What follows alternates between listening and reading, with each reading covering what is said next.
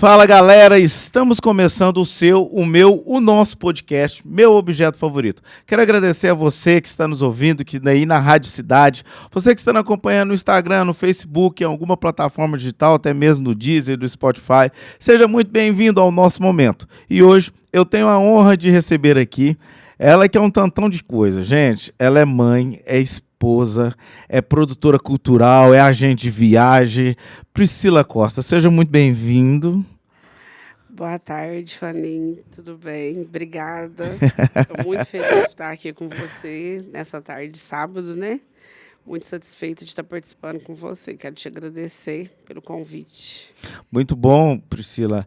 E eu quero começar pedindo para você se apresentar, né? Porque eu falei um pouco de você aqui, mas eu falei só um pouco. E você vai falar mais e ninguém é melhor para falar da gente que a gente mesmo, né? Então fica à vontade de ser presente para quem está nos ouvindo. Então, eu sou Priscila Costa, eu sou casada, tenho 2 filhos, sou mãe pet, tenho 3 netos. Como você disse, eu sou um tantão de coisa. Eu sou técnica em eventos, eu sou jornalista, especialista em história e cultura africana e afro-brasileira. Eu sou discente no curso de gestão pública, assessora parlamentar, eu trabalho como cerimonialista, sou elaboradora de projetos, gestora cultural, eu sou CEO da uma agência de viagem e me considero uma mulher múltipla, né? Porque eu estou em todos os lugares, faço inúmeras coisas. Ao mesmo tempo, não, porque eu não consigo, mas eu faço inúmeras coisas, estou em várias frentes. E hoje, eu acho que hoje não, o tempo vai moldando a gente também de uma forma que a gente consegue ser múltiplo ao que diz respeito às questões profissionais, porque a gente precisa atender o que precisa, né? E o leite não pode faltar em casa.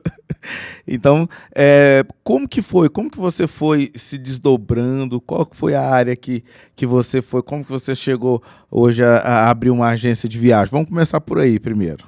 Então, na minha casa, eu sempre gostei de viajar. E tudo começou com a viagem para o Rio de Janeiro, que a gente sempre desfilou no Carnaval aqui em Uberlândia, ia para o Rio de Janeiro assistir o Desfile das Campeãs. Teve um ano que nós tivemos um problema na viagem. Minha filha era pequena, a Ana Beatriz era pequenininha. E aí a gente saiu com o ônibus daqui, o ônibus deu um problema na estrada. Ela, mamãe, que hora que vai chegar no Rio? Eu falei para ela, dorme, que na hora que você acordar a gente vai estar entrando no Rio de Janeiro. E na hora que a Ana Beatriz acordou, nós estávamos voltando para Uberlândia, passando pela Câmara Municipal. A gente não conseguiu completar a viagem e ela acordou e ficou assustada. Isso me deixou muito chateada. Eu falei, eu não vou passar por isso mais. Sim. Desde então, eu resolvi começar a aprimorar as questões, né, da viagem. Aí eu fiz um curso do Senac, Técnica em Eventos e Viagens, e isso me deu o pontapé inicial para eu poder começar a fazer excursão para o Rio de Janeiro. Uhum. Com o passar do tempo, eu fui buscando mais conhecimento, né, na área de turismo, porque eu pensei o seguinte, eu vou trabalhar com viagem para que todo mundo da minha casa possa viajar. Sim. Eu tenho o hábito de querer viajar com todo mundo da casa. Como nós somos, no total, 9 pessoas, então, a viagem, né, para muita gente. Então, eu falei, então, nós vamos trabalhar com isso para a gente poder viajar muito. Uhum. E aí, eu comecei assim, né, e fui aprimorando, até que a gente abriu o espaço. Desde 2014, eu trabalho com viagem, mas esse ano eu abri a loja física e aí a gente tem aumentado o leque para oferecer mais coisas para todo mundo que quer viajar. Foi uma necessidade própria, né, de resolver uma questão própria, e hoje você faz para outras pessoas também. E vocês aumentaram a rota, ou é mais o Rio de Janeiro? Vocês fazem para outros lugares do país? Então, a excursão rodoviária eu só faço para o Rio, vou fazer alguns bate-volta agora, mas na agência nós já temos tudo. Aéreo, rodoviário para qualquer lugar do Brasil e internacional, temos Disney, temos opções múltiplas e diversas, então temos ingresso de parque, translado, a gente aumentou o leque mesmo com a agência para oferecer tudo que o cliente quer, tudo que as pessoas querem para poder viajar e conhecer os lugares do Brasil e do mundo. E entendendo melhor o mercado, porque primeiro você teve a ideia de montar a agência como um cliente, certo? E depois passando para o outro lado, começando a entender o mercado. Quais foram os desafios que você foi encontrando durante um caminho? Eu costumo dizer que é igual a viagem do Rio, que eu falo, é meu carro-chefe, é a menina dos meus olhos. Sim. É a viagem que eu faço com muito carinho. É uma viagem que eu faço pensando no bem-estar da minha família e de todas as pessoas que vão com a gente. Então, assim, a gente vai lidando com os desafios, você vai encontrando barreiras que o seu olhar, eu sempre faço viagem com o olhar de cliente. Sim. Eu quero fazer da melhor forma para que eu fique satisfeita e que todos os clientes também fiquem. Então, assim, tem coisas que às vezes eu faço que eu converso com outras pessoas que têm agências que eles falam, menina, mas por que você faz isso? Porque o meu olhar, apesar de ser empresária, empreendedora da área de viagens, meu olhar ainda é um olhar de cliente, para satisfazer, para que as pessoas queiram voltar. Sim. Né? Tanto que assim, eu costumo brincar que muitas das pessoas que viajam comigo vão constantemente. Porque vai, gosta e gosta. Eu faço questão de dar atenção, organizo a agenda, falo que tem para visitar, para conhecer.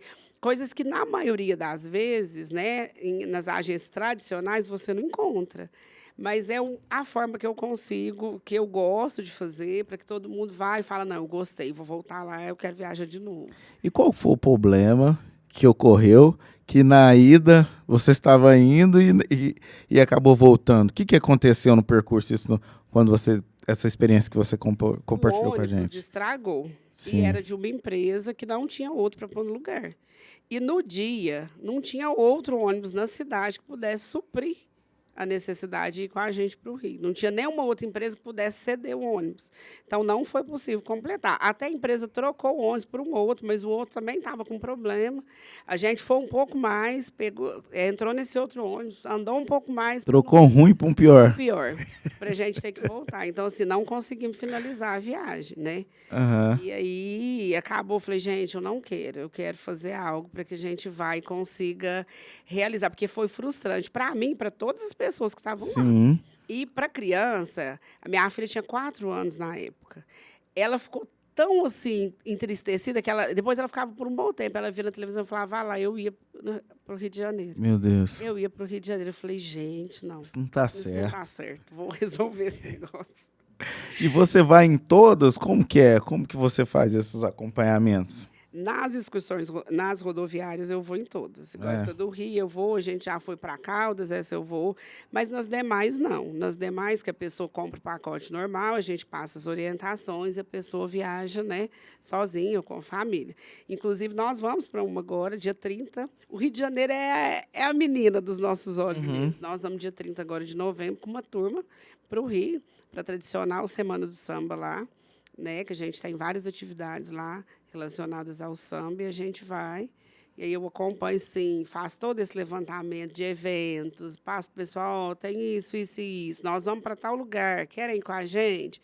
Número maior de pessoas, vamos de Uber? Não, vamos então de van. E a gente vai fazendo esse acompanhamento. E essas idas para o Rio, elas são pontuais?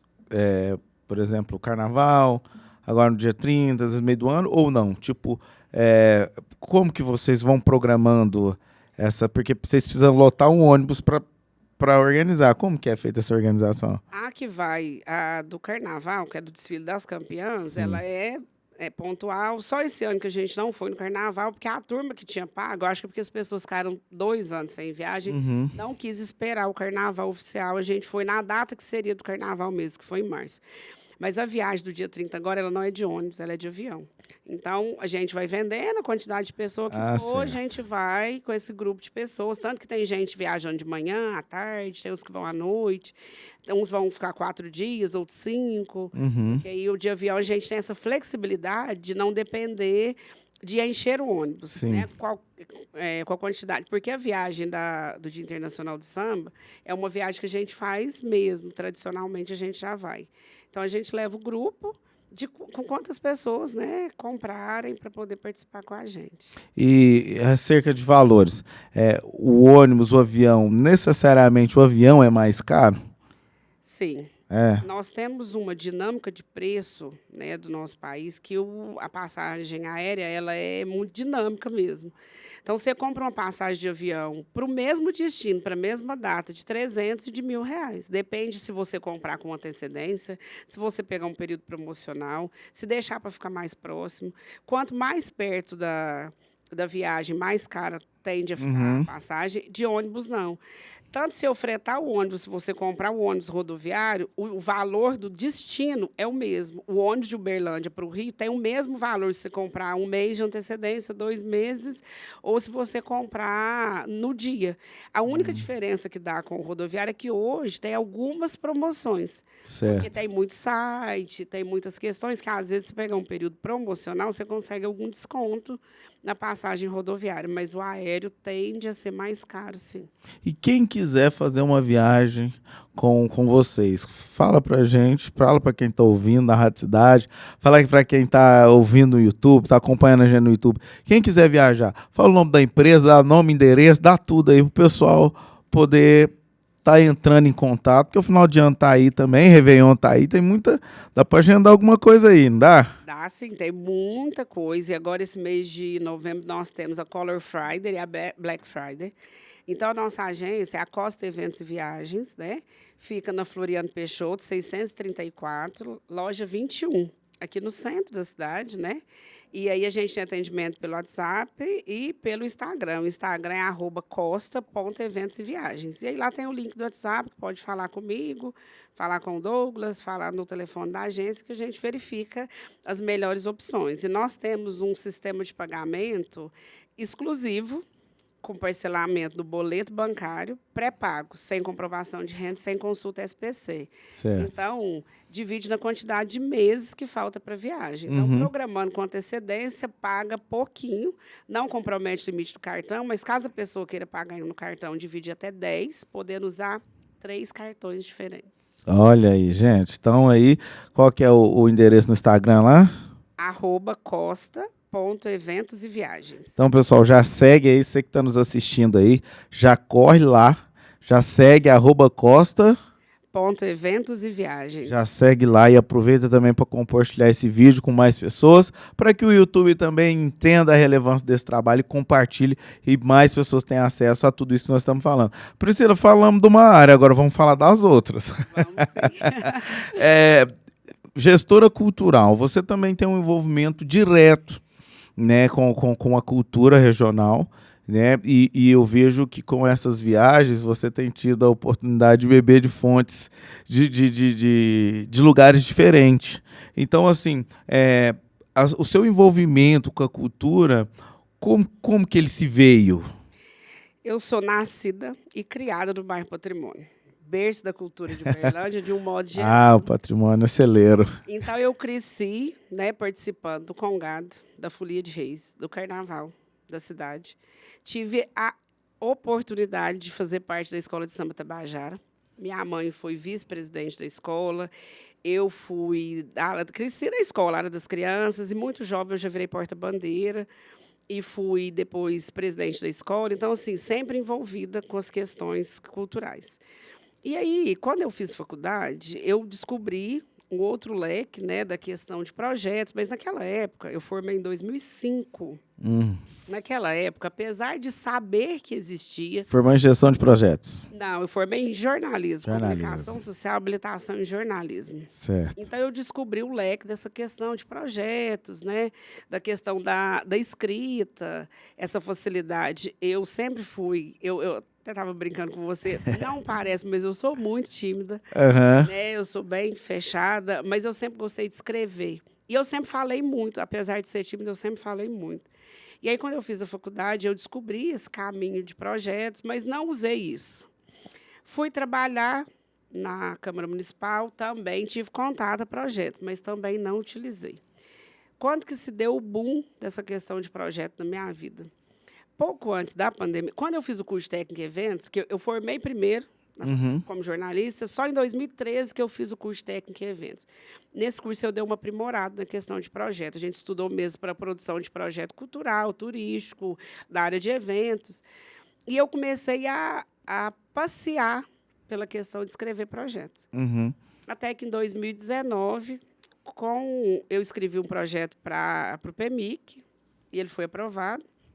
E aí eu falei, gente, é possível fazer coisas, né? Falar da história, dessa questão da cultura, é possível propagar essa cultura utilizando o caminho que a gente tem da questão de projeto. E aí eu comecei a escrever projeto e gerir alguns projetos que foram aprovados, né? Uhum. E aí, desde então, aí veio o Aldir Blanc, eu auxiliei algumas pessoas com projetos para Aldir Blanc, e aí eu já escrevi alguns. Para o PMIC do ano que vem, eu tenho alguns também que eu escrevi de algumas pessoas que estão aguardando aprovação. Tomara que passem, né? A gente torce para que dê certo. Aham. E eu vim entrando nessa área dessa forma. E aí escrevi alguns, estou gerindo os que já passaram e pretendo gerenciar demais projetos. E como você escreve, né? Aí em parceria a pessoa te passa a ideia, como que é? Eu trabalho com a produção, porque tem muita gente que tem ideia do projeto, mas não sabe colocar o projeto No papel. no papel, nas normas. Ou no formato. No formato, nas normas e no formato que ele precisa, tanto para o PMIC quanto para vários editais, né? Que a gente sabe de vários editais nacionais. A pessoa tem uma ideia boa, ela executa bem mas ela não consegue colocar isso no papel. E as pessoas que me procuram, eu pego a ideia da pessoa, né, e coloco essa ideia como projeto para ser analisado, para tentar o recurso para viabilizar esse projeto. Uhum. E aí, eu trabalho de várias formas dentro do projeto, porque tem alguns que querem só que escreve, outros que querem a parceria na gestão. Então, a gente verifica a melhor forma de trabalho. Muitos preferem a parceria na gestão, porque muita gente também desconhece a forma de gerir esse projeto. Sim. Né? Porque parece, apesar de estar tudo em edital, parecer ser muito simples, para quem nunca fez, a gente tem alguns gargalos. Até para a gente que já fez, acontece coisas que você fala, não, passou. Né? Então, a gente desenvolve da forma que a pessoa quiser e para tentar viabilizar esse recurso para a execução de projetos. E mais municipal, estadual ou é tudo? Municipal, estadual e federal? Por enquanto, eu só tive aprovado municipal, né? Eu ainda não tive. Estadual, eu só escrevi um, que não passou na fase de documentação, a gente perdeu um prazo de documento, né? Porque a pessoa ficou de me mandar, a gente perdeu esse prazo. Federal, não tentei nenhum. Estou namorando o Rouanet, estou tentando namorar para fazer algum federal. E tem editais, por exemplo, eu estava lendo essa semana da Petrobras, tem da Natura. Eu estou tentando, eu quero, assim, expandir isso para todos os editais que eu conseguir escrever e puder levar, né, as ideias das pessoas para poderem executar. Quando se fala em edital, né, em escrever edital cultural, porque a cultura hoje, ao que diz respeito à arte, ela é vasta, né? Quais são os editais que normalmente você tem escrito, tem participado, tem escrito tanto para você e para outras pessoas? Eu falo no segmento artístico, dança, música, teatro, capoeira, enfim. Esse ano, eu já escrevi 2 para Congado. Certo. Né? Fiz 2 da música, fiz um para religião de matriz africana e fiz um da música gospel, da área gospel. Mas esse gospel, a pessoa também não juntou os documentos e esse nem passou. E para a dança também, porque como a minha filha é dançarina, para a dança também a gente está escrevendo. E aí a dança, tanto hip hop quanto dança afro, né, contemporânea. E você, por exemplo, se eu amanhã ou depois, porque eu perco muito o time dos edital. Eu sou essa pessoa que você falou.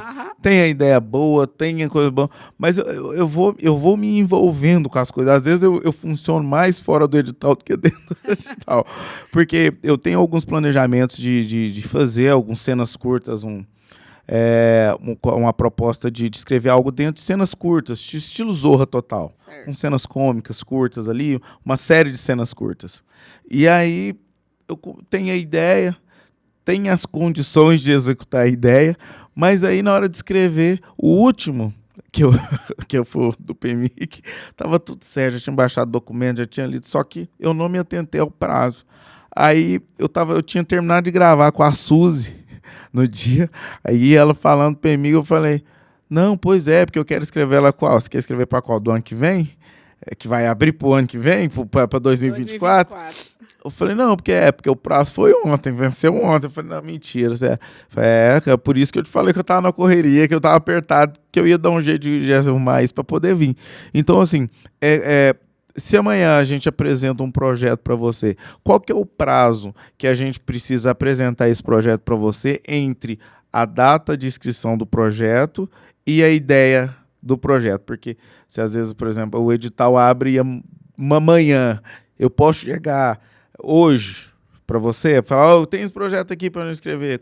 Qual que é o prazo que normalmente você pede? O que acontece? Quando o edital, quando libera o edital, ele já tem os prazos determinados, né? Começa a inscrição de tal data até tal data. A inscrição geralmente do PMIC dura uma semana, comumente. E até o ano passado teve prorrogação, esse ano não teve, encerrou na sexta, 5 horas da tarde. Acabou. Inclusive, eu estava com edital, eu estava preenchendo que a pessoa demorou um pouco para me mandar os documentos, eu estava preenchendo, deu 5 horas, acabou, o link expirou, não consegui preencher mais, não poderia preencher mais. Então, esse ano eles levaram isso. As pessoas, quando sai o edital, para as pessoas que eu sei que têm interesse de ter projeto, eu já aviso, ó, de tal data até tal data.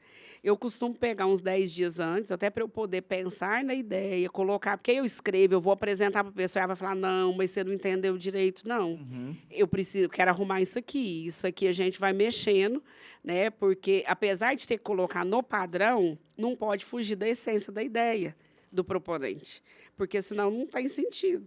Né? Então, assim, em média, uns 10 dias antes, porque na semana eu gosto de só finalizar para ir colocando no sistema. Porque até o processo de inserção no sistema ele é moroso. Preenche várias abas, você tem que anexar colocar vários anexos, documentos e muita coisa. Então, assim, não é uma coisa que faz todo dia.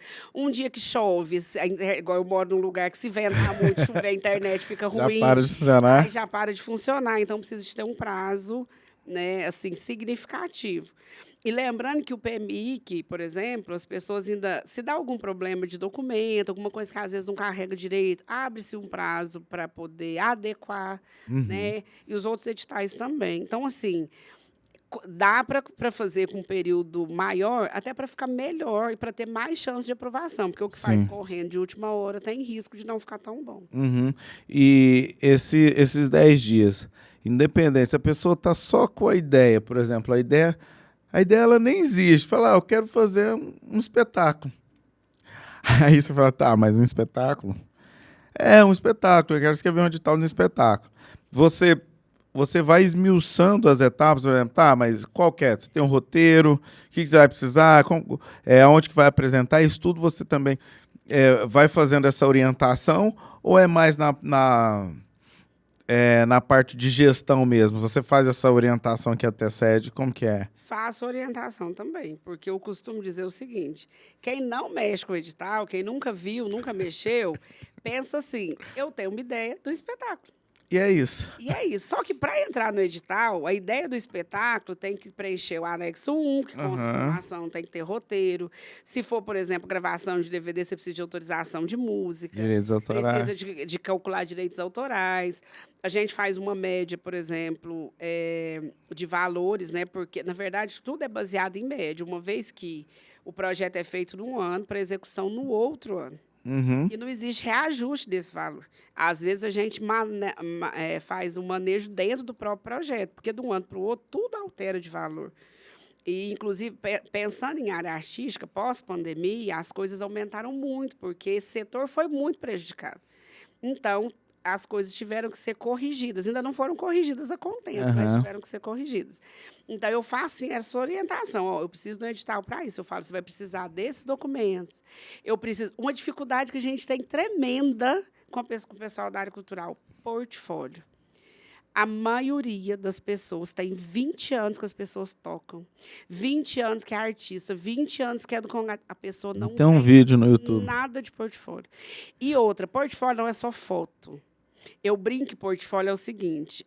Eu falei alguma coisa em era de jornal, né, antigamente. Hoje tudo tá guarda o jornal. Eu tenho tudo isso, né? O bendito clipping que a gente de lá na faculdade. Antigamente fazia. Esses dias uma amiga minha, desculpa só te cortando, uma amiga minha me mostrou um portfólio. Eu falei, que isso? Eu ainda tô com a minha pasta ainda, uma pasta com jornal, porque eu juntava também. Saiu uma matéria na revista, saiu no Jornal Correio, sai nisso, aquilo.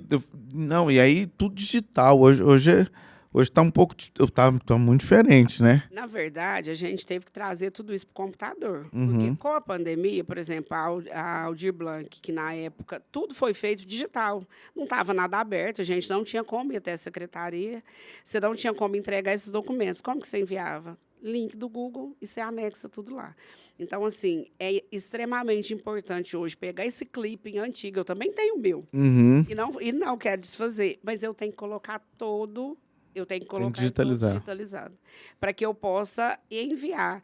Hoje, inclusive, por exemplo, eu participei de um edital junto com o pessoal de um projeto do Estado. O Estado ele não pede o arquivo, ele pede o link.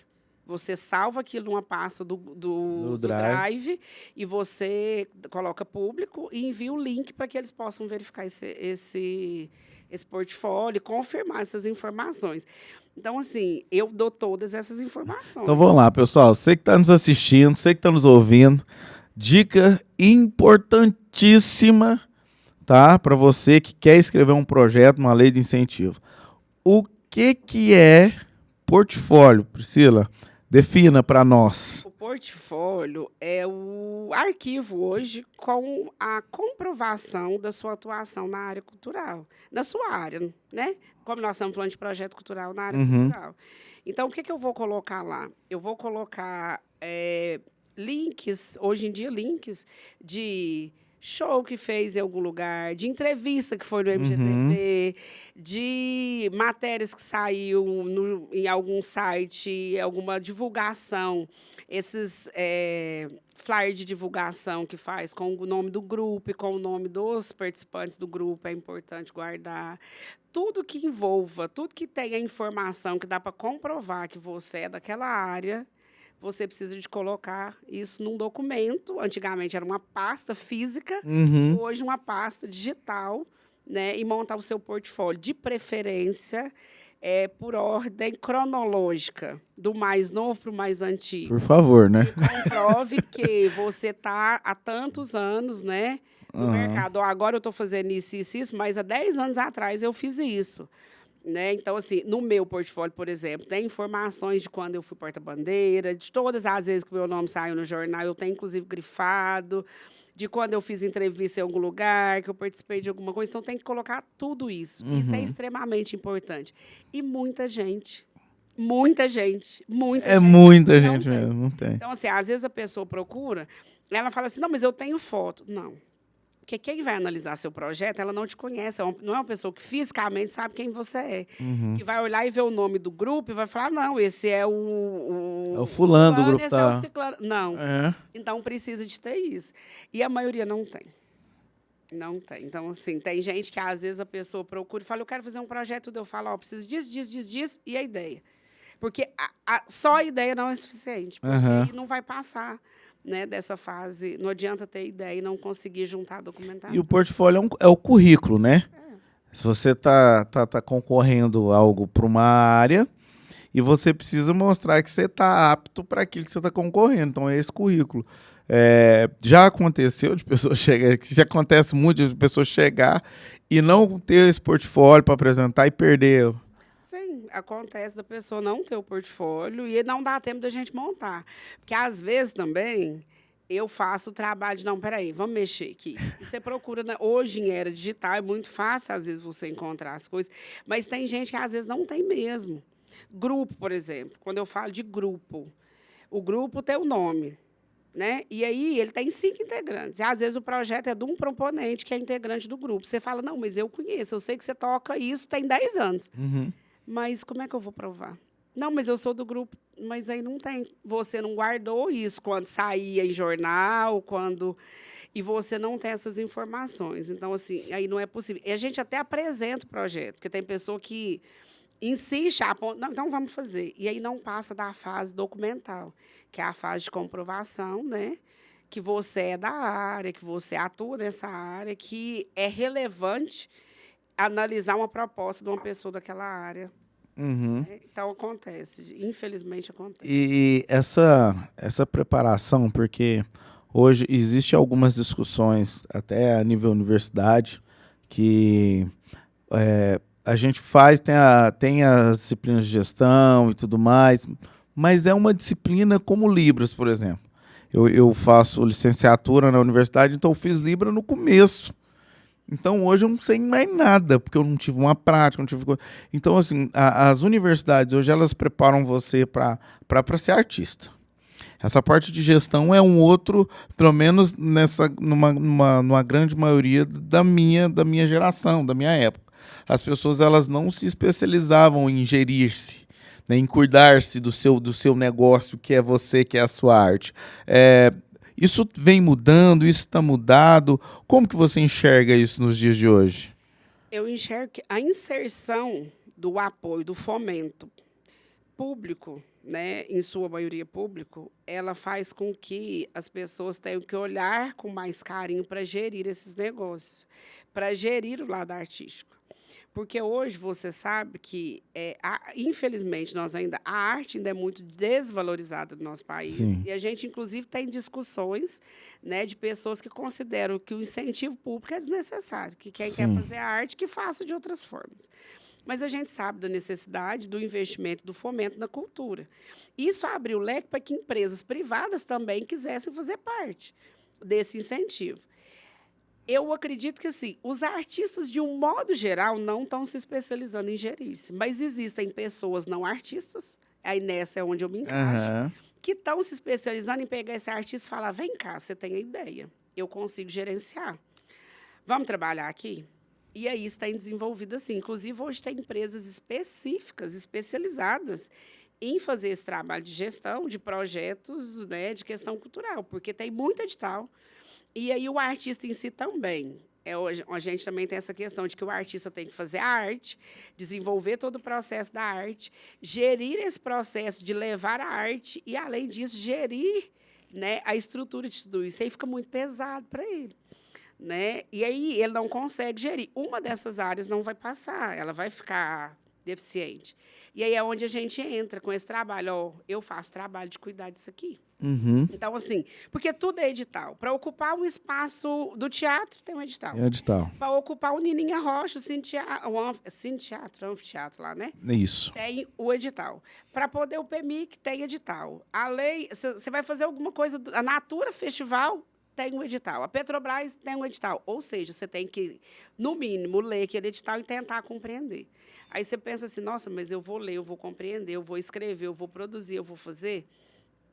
Aí, às vezes, é melhor você falar, não, peraí, Priscila, vem cá, vamos, empresa, vem cá. Então, eu vou chegar com você, você não vai ter que ler o edital, você não vai... eu vou te falar, o prazo é esse, eu preciso disso. E aí, dentro disso, a gente desenvolve todo o projeto. Uhum. E aí, depois, a gente gerencia esse projeto, porque também o processo pós-projeto é complexo. Sim. A prestação de conta mensal e depois final, ela é um pouco melindrosa. E aí, a gente tenta gerir isso da melhor forma, né? E esse trabalho de vocês, enquanto gestores, ele é contemplado, os editais, ele vem com... Porque tudo você tem que prestar conta de tudo, né? Então, um edital, por exemplo, ele vem com essa parte, com essa classificação para a área da gestão. Ou seja, o projeto foi aprovado, aí do projeto, o projeto é 80 mil, um exemplo. Aí tem uma porcentagem que é para gestão. Como é que funciona? Não, o edital ele é muito livre. Você determina a questão da planilha de custos do edital. Uhum. Então, dentro dessa planilha, você vai gerir o percentual que você vai gastar, vamos dizer, né, com cada profissional. Por exemplo, é obrigatório você ter um gestor de projeto? Não é. Não, certo. Não é obrigatório. Mas, se você tiver, você vai classificar ele, incluir ele igual o contador, e incluir ele na planilha de custos. Gente, não é obrigatório você ter um gestor, mas você quer ter uma saúde mental ok para você desenvolver o seu projeto? Tenha um gestor, que vai ser importante. É importante. Por exemplo, o contador é obrigatório. Você não entrega prestação de contas sem o contador. Tem jeito. Mas o gestor não é. Uhum. Obrigatório não é. Mas se você quer realmente desenvolver um projeto de forma que você possa fazer o projeto, né, atuar no projeto e não preocupar com essa questão burocrática, é melhor que tenha um gestor. Uhum. Né, para que as coisas possam fluir de uma forma mais tranquila. Certo. Né? E assim, e mesmo assim, às vezes acontece problemas, vamos dizer, porque tem coisa que depende do proponente, porque o recurso ele é repassado na conta do proponente. A prestação de conta mensal precisa de extrato, de notas e de muitas coisas. E aí esse proponente tem que passar para esse gestor essa questão, né? Então, é um bem bolado mesmo. Ó, nós vamos trabalhar aqui juntos para que o projeto possa ser executado da melhor forma, finalizado, né, de forma tranquila e da forma que precisa ser finalizado, para que você possa fazer outros e outros e outros. Uhum. Né? E fundo ou incentivo? Qual que é a melhor opção, né? E explique para nós melhor, o que é o quê? Fundo municipal ou incentivo fiscal? Então, depende. Tudo depende da questão. Geralmente, né, a gente indica que as pessoas façam no fundo. O fundo repassa, é o repasse direto. O incentivo fiscal, você capta empresas igual na lei estadual. Então, para captar empresas, seu projeto tem que ser de um valor acima, eu acho que nesse edital foi de 50 mil, porque também vai mudando, né? Para Sim. cada ano vai mudando. Eu acho que foi projetos acima de 50 mil reais, 50 ou 55 mil, não lembro ao certo, que foi que para poder eu acho que era de questão 55 a 80. 55 a 80, no incentivo, porque você Isso. precisa de captar empresas. Porque no incentivo fiscal, você pega empresas parceiras que têm interesse em abatimento da questão de imposto. Então, assim, aí dá um trabalho, vamos dizer, maior, no sentido de convencer a empresa com sua ideia. Além de convencer os ACAIs, né? Como é que chama, gente? Perdi a palavra. Conselho. O conselho, além de convencer a ACAIs, que são os... Gente, perdi a palavra. Além de convencer a CAIS e o conselho, você tem que convencer a empresa a investir no seu projeto. Então, assim, eu acredito que, se o projeto for um pouco menor, é viável fazer no fundo municipal. Porque, na verdade, assim, não seria um investimento que a empresa vai estar fazendo, né? No trato, no fim do trato mesmo, seria uma... Como que poderia dizer? Uma troca. Né? Onde se deduziria no imposto de renda da empresa, certo? E a empresa, esse valor do imposto de renda, ela repassava para o projeto. E aí, vendo do lado de fora, né? Desse cenário, parece que é mais fácil, viu, gente? Fácil você conseguir por incentivo do que pelo fundo, porque como o incentivo dá mais trabalho, tende a ser uma quantidade menor de pessoas que vai buscar. E é claro que se você for fazer um projeto, escrever um projeto na lei de incentivo, buscando um incentivo fiscal, você tem que ter uma empresa já, um apontamento, pelo menos. Não é ser aprovado e falar, aonde que eu vou? Tem tudo isso. Por isso que depende, você tem que analisar. Porque, para o incentivo, você tem que, no mínimo, já ter um direcionamento. Eu já conversei com a empresa ABC e ela tem o interesse em estar com o meu projeto. Então, eu vou fazer aqui. Porque esperar aprovar para depois correr também, pode ser que não consiga. Uhum. Vendo para esse lado que é mais fácil a questão do incentivo por ter uma quantidade menor de pessoas, eu acredito que convencer a empresa a estar com você é mais difícil, né? Do que aprovar o projeto. Mas aí essa é a minha visão. Eu nunca fiz no incentivo, né? Mas é a minha visão. Porque, eu volto a dizer, nós temos uma cultura num país que a arte não precisa de ser valorizada. A gente... Vou bater na tecla, por exemplo, na época que o Carnaval de Uberlândia acabou, muita gente falou, não vai ficar dando dinheiro para isso, que não precisa, não tem que dar, vai usar o dinheiro para outras coisas. Então, as pessoas não enxergam que seja necessário o incentivo e o apoio, o fomento da arte de um modo geral. Então, assim, tem-se discussões do recurso que é repassado para a festa do Congado, do recurso que é repassado para várias áreas, porque não enxerga-se a cultura, e isso reflete nos empresários de um modo geral. Sim. Eu tive a oportunidade de ter alguns artistas aqui, né, conversando com a gente nessa troca, e acho que foi com o Hamilton Farias mesmo, a gente falando, e eu disse uma frase que é o seguinte: as pessoas, elas deveriam valorizar a arte da mesma forma ou da mesma maneira que elas a consomem. Porque a arte está em tudo. Ela está em tudo, ela está numa decoração, ela está numa música que você vai ouvir, ela está numa roupa, numa estampa de uma roupa que você vai escolher. Então não tem jeito de você fugir. Então, assim, é de uma ignorância muito grande você olhar, né, e falar que a arte não precisa desses incentivos, né? O quanto que a arte tem uma influência social, né, nos âmbitos, nos espaços. Eu, enquanto professor, artista, eu já tive a oportunidade de participar de contexto, de realidades familiares que mudou depois da arte, mudou para melhor depois da arte, entendeu? De mudança de comunicação até a conquista do emprego, até uma criança que sofria abuso dentro de casa, ou a mãe apanhava em casa dentro de casa, até chegar a denúncia. Então, assim, a arte, ela tem esse potencial. E a gente estava conversando, a gente começou a falar um pouco antes, e quero retomar aqui essa conversa que a gente estava tendo. Na hora eu tenho as ideias, eu executo as ideias. Né? Eu tenho um projeto que ele é do meu coração, que chama Caravana Cultura e Arte. Luz da Transformação, um projeto do meu coração mesmo. É um projeto que eu desenvolvia na Associação de Moradores do bairro Luiz Alves de Freitas, e ali tinha capoeira, porque aí tinha uma escola de capoeira lá, a gente sempre trabalhava junto, tinha capoeira, tinha dança, o meu irmão dava aula de dança na ocasião, e aí quando tinha evento de capoeira, a gente colocava o teatro junto para fazer alguma coisa, como tinha evento do teatro, a gente colocava a capoeira e a dança junto para fazer alguma coisa, então a gente estava sempre junto. E é um projeto que na época eu fiz sem incentivo.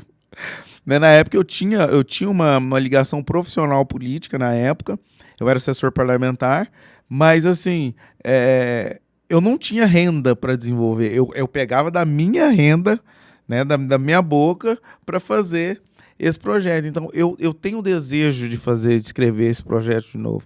Então, quando eu escuto pessoas falando ou reduzindo a arte com falas como mamata, como muitos termos que nós ouvimos, infelizmente, nesses últimos tempos, eu fico muito triste. Porque eu sei o trabalho que dá para você executar um trabalho, eu sei o quanto é complexo você sentar na cadeira e ler um edital. E aí uma das perguntas que eu faço para as pessoas é: você já leu um edital? Não, eu falo, não, então eu não vou nem continuar a conversa com você, porque não compensa. Você não sabe o que você está falando. Você está falando algo que alguém falou e você está replicando. Então é muito complexo isso. Nós temos as pessoas têm o péssimo hábito de enxergar a arte como algo. Todo mundo quer consumir, todo mundo quer chegar no lugar e ouvir música, mas as pessoas acham que o músico não está trabalhando. Quantas vezes eu que tenho marido músico e filho músico, quantas vezes você recebe convite para ir em aniversário porque é para você tocar? Oi? É trágico. Mas você não pode vir? Não, não é que eu não posso. É que isso é o meu trabalho. O meu instrumento tem um custo. Se estragar alguma coisa... Não, mas não enxerga assim. Mas todo mundo quer ouvir a música. Se é só música, você não trabalha. Você trabalha ou você é só música? Mas você é artista? Então, isso é muito comum, infelizmente. Infelizmente. E aí, na contramão disso, vem os incentivos. Por quê? Como você falou, você fez um projeto sem recurso. Sim. Todas as pessoas que usufruíram desse projeto não sabem que você não tinha recurso. Elas iam lá, as crianças iam, participavam, então vira um contraturno escolar, vira um momento que as crianças têm uma interação, é a prática de uma atividade física, é a prática de uma atividade artística, porque o teatro é algo que dá expressão. Uma criança que dança também ali, às vezes ela desenvolve vários comportamentos benéficos após participar da dança. Porque se é muito tímida, ela consegue se extravasar naquele momento. Mas aí ninguém enxerga isso. E aí se tira a atividade, porque, peraí, meu dinheiro acabou, não consigo fazer isso. Aí todo mundo fala, nossa, mas não tem mais. Não tem. Então, assim, Culturalmente, nós temos esse hábito. As pessoas querem consumir, não querem pagar. Outra coisa que faz, nossa, mas você está cobrando isso tudo pelo seu show? Isso tudo por esse espetáculo? Isso... Gente, mas tem um custo, as pessoas vêm aqui.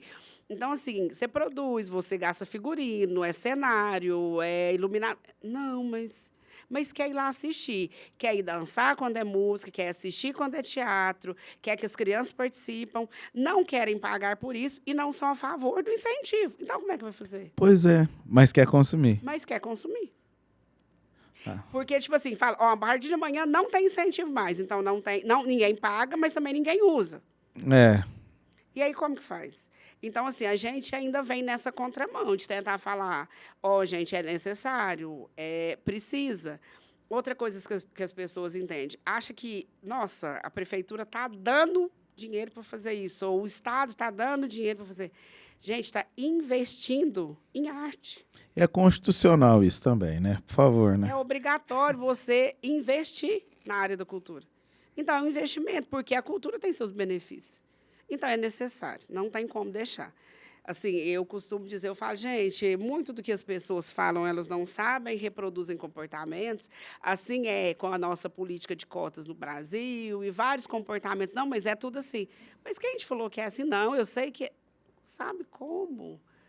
Então, assim, a gente tem culturalmente, uma réplica de comportamentos e de falas, né, que atrapalham muito. Mas a gente continua, a gente persiste. Quem é da cultura e é da arte, persiste, insiste, faz enquanto dá conta. Se não der por incentivo, tenta de outra forma. E, às vezes, não consegue, para um período, retoma. Então, assim, quem sabe a gente não acha um edital agora, seja do governo do Estado, seja da Petrobras, para poder retomar esse projeto, que vai ser bom para você e para todas as pessoas que participavam. Que, se você perguntar, essas pessoas também sentem falta. Né, assim como esse podcast, eu tenho alguns filhos de projetos, né? Eu falo filho porque é gerado de dentro de mim, algo que eu gero, externo e compartilho. E esse projeto, ele teve um impacto muito importante na época. Eu vejo hoje muitos dos que participaram, eu vejo como que eles estão nos dias de hoje. Tem uma moça... hoje é moça, né? Hoje é moça. Ontem eu estava até conversando com ela, a gente troca muita ideia.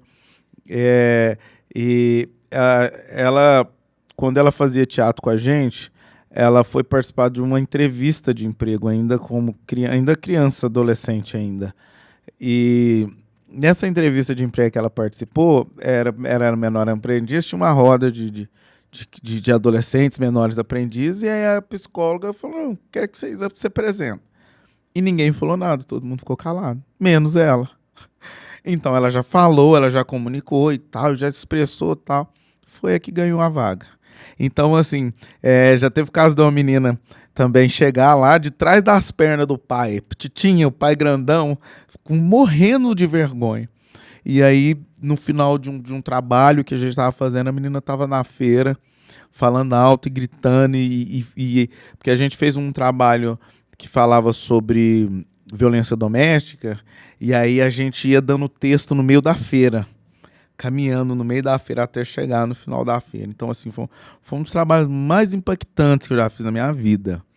Então, assim, a gente ia passando no meio da feira, aí tinha uma menina que ia na frente dando a notícia, extra, fulano foi assassinado pelo marido, notícias reais, com o jornal na mão e tal. E aí chegava, a gente entoava uma canção, parava, e aí aí essa menina saía dando os dados. A cada são mortos, a mulher violentamente, os crimes. Então, assim, o desenvolvimento que foi proporcionado para essa adolescente, hoje já adulta, já mulher, adulta assim, já mulher, já moça, já tem, acho que elas devem ter uns 22, 23 anos, elas tudo mais na faixa etária de idade.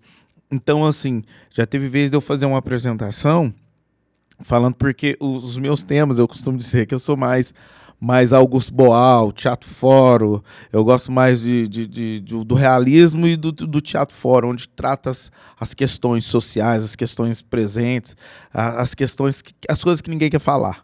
Eu gosto de expressar isso na cena. E aí a gente estava fazendo um trabalho do lado de uma escola que falava sobre abuso infantil. Passou uns dias, após essa apresentação, um professor da escola foi denunciado. Então, olha o que a arte faz. A arte tem esse poder. Ela tem esse poder e sempre teve. Mas, ignorantemente, né, nós ainda temos o hábito de reduzir a arte ao nada. Uhum. Nós ainda temos isso. Então, assim, por várias vezes, a arte é tão importante. Se pegar, assim, um ensino regular, né, da educação, todas as grandes atividades da escola envolvem arte. E é uma forma de chamar a atenção. Uma grande cursinho, por exemplo, pré-vestibular, que é algo tenso. O que a maioria dos professores utilizam para chamar a atenção? Eles criam canções. Uhum. Isso é arte. É essa arte utilizada em outros meios, em outras fontes, né, de outras formas, mas é arte. Então, assim, e a gente só chega nesse processo de considerar a arte consumindo arte. Sim. Você escuta, a gente desde sempre. Gente, o poder da música na nossa vida, na minha, pelo menos, a música. Na minha só não, eu acho que de Sim. todo mundo. Da música em vários momentos. Gente, a música te leva ao máximo de si. Isso é dentro da igreja, dentro dos outros ambientes religiosos. A música está presente em todos os lugares. E seja numa festa, a música é importante, ela é presente no momento de velório. Sim. E aquela música tem um impacto na sua vida naquele momento. Do luto ao nascimento, do nascimento ao luto. Ou seja, é arte. É arte. E ela impacta, envolve a gente desde sempre. E aí, você colocando nisso, eu estava semana passada no aniversário de uma amiga minha, e a filha dessa minha amiga, ela sempre foi muito tímida. Muito tímida. A menina era pequena, até ela começar a dançar. Hoje, eu acho que ela está com 20 anos, né? 20 ou 21 anos. Ela é outra pessoa, desde quando ela começou a dançar. Essa timidez foi embora. Ela começou a ser uma criança, adolescente, né? Que na época ela começou a dançar, que conseguiu se expressar. Hoje ela faz faculdade, é inclusive professora. Olha. Entendeu? Professora de dança. Tem toda essa importância. Então, assim, a gente precisa, sim, desse fomento. Precisa, ele é necessário. E ele tem que chegar, até porque que a gente consiga propagar. Quantos artistas também você não conhece que desistiram? Sim.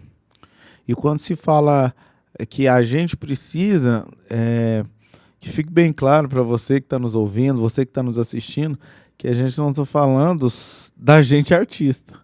A gente está falando da gente enquanto sociedade.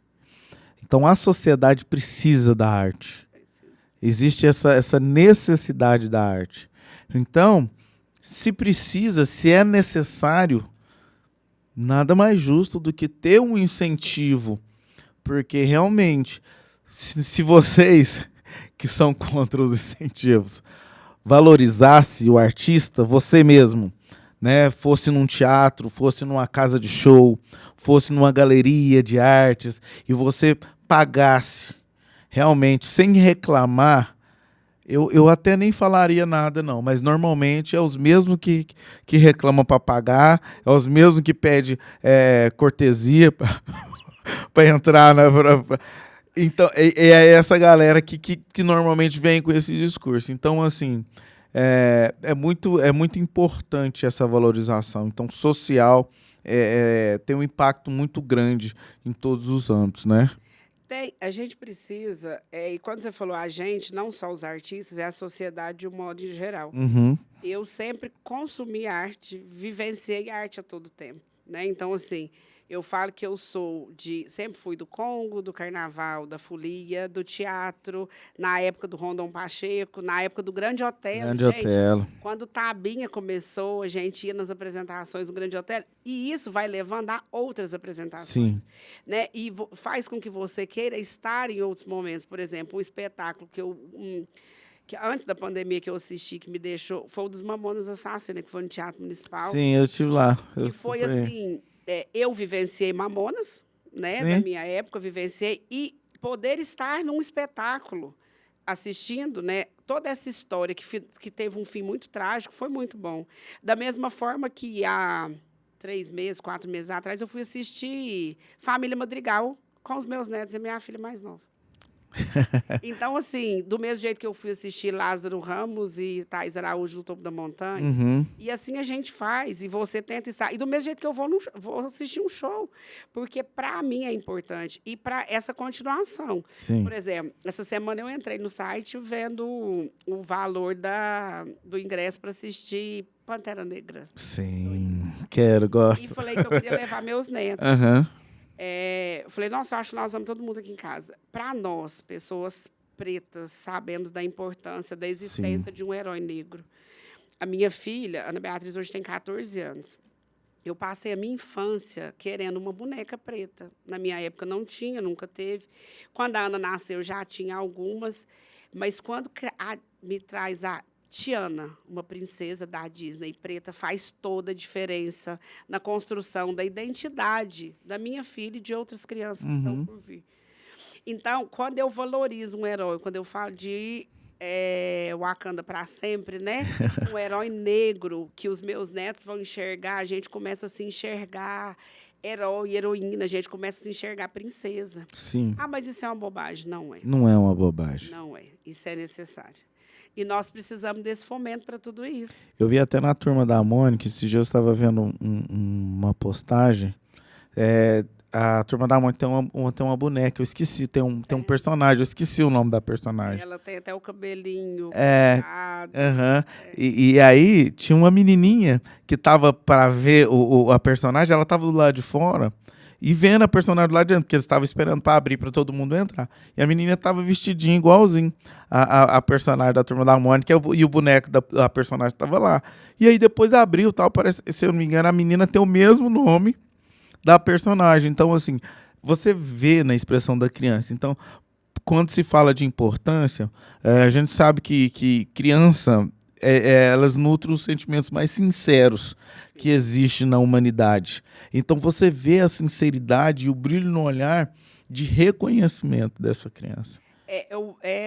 Você se enxergar. Se enxergar. Eu costumo dizer que o se enxergar é muito importante. Nossa, demais. Uma vez que um chega, outros enxergam ser possível. Sim. Ah, não, mas muitos chegaram sem ninguém. Sim, mas em uma quantidade muito reduzida. Não, e sem ninguém também, ninguém vai sem ninguém. Mas não tinha referência. Não, gente. E outra, só nós sabemos da dor que sempre foi eu, enquanto uma menina negra, querer ter uma boneca negra, não existir. A minha filha, por exemplo, uma bailarina que começa a fazer balé numa academia e quando a Tia Pri chega em Uberlândia, uma bailarina preta, ela consegue se enxergar. A Ana Beatriz não largou a Tia Pri nunca mais. E não largue, não troque, não vai. Por quê? Eu me vejo ali. E da Ana Beatriz, outras crianças, eu já tive em vários lugares de outras mães falando assim, ó, você acredita que a minha menina, minha sobrinha, minha Is, quer fazer balé igual a sua menina? Porque hoje a Ana já está grande, mas ela começou pequenininha. Ou seja, pegando todo o gancho da arte, a importância do se enxergar, da representatividade. Porque a representatividade importa sim, de você olhar e falar, gente, tem um artista que me representa, eu me enxergo naquele artista.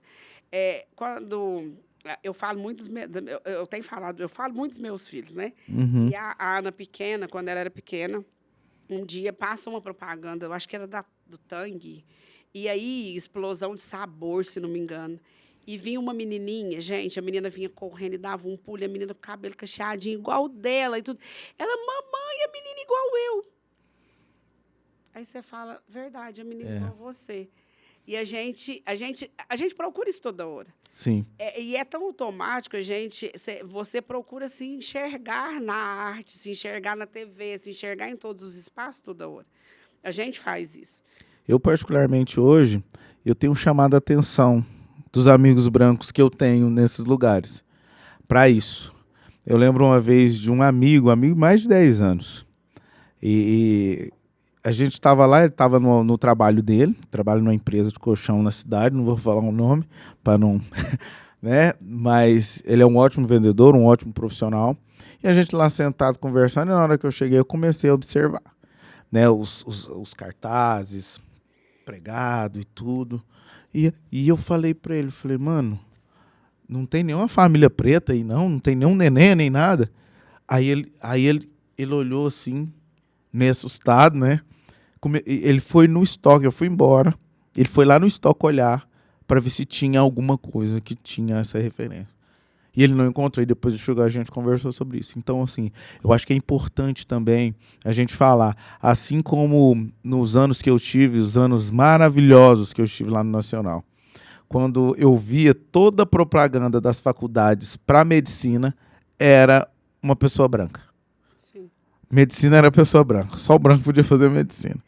E quando eu fui para lá, porque o Nacional ele é um colégio muito aberto ao que diz respeito a essas questões. Eles conversam, é uma escola que conversa. Né? Lá, quando eu entrei, tem o Zusa, tá lá ainda, o Paulo Regis, eles eram as minhas referências. Eles eram os pretos que escreviam nos quadros. Eles eram os pretos que são os professores lá. Eu entrei lá na parte estrutural, da infraestrutura, e quando eu saí de lá, eu estava fazendo parte da área pedagógica.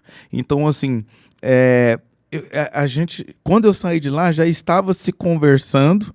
Eu não sei, eu quero, inclusive, depois convidar o Tomé, né, para estar aqui, que é o diretor lá do colégio, para estar aqui, para a gente poder, de repente, startar essa conversa, porque já estava se falando em fazer um edital de cotas de cotas sociais e raciais para o colégio. Então, aí veio a pandemia e acabou que mudou os caminhos. Mudou muita coisa, né? Mas já estava se falando, já tinha uma conversa dele comigo para que isso acontecesse. Então, assim, existe essa necessidade de estar lá. E aí eu comecei a fazer trabalhos, aí eu fiz peças teatrais com os meninos, escolhi a meia dúzia de preta que tinha lá no colégio, dos meninos lá, e a gente fez um trabalho maravilhoso, que assim, até hoje eu vejo, eu arrepio com esse trabalho que a gente fez. Eu comecei, porque daí, como eu estava envolvido com a arte, eu comecei a trazer os pretos e as pretas para as mídias, para os outdoor que aparecia, para as fotos que aparecia, né? E aí a gente foi, era poucos, eu falei, mas eu ia incluindo, né? Já teve uma vez, né? Tinha um rapaz que trabalhava na comunicação, e aí estava tendo uma reunião lá, chamou os estudantes, escolheram alguns estudantes para participar de um debate lá, na conversa lá, eu cheguei nele e perguntei para ele, não tem nenhum estudante preto? Aí ele olhou assim. Então, às vezes, para quem não é preto, não sente. Não sente e não vai entender. Né? E não vai entender e não adianta. E se às vezes a gente se apresentar, falar, olha, e isso aqui? Trazendo esses apontamentos, porque eu, enquanto educador, eu procuro trazer esses apontamentos sempre.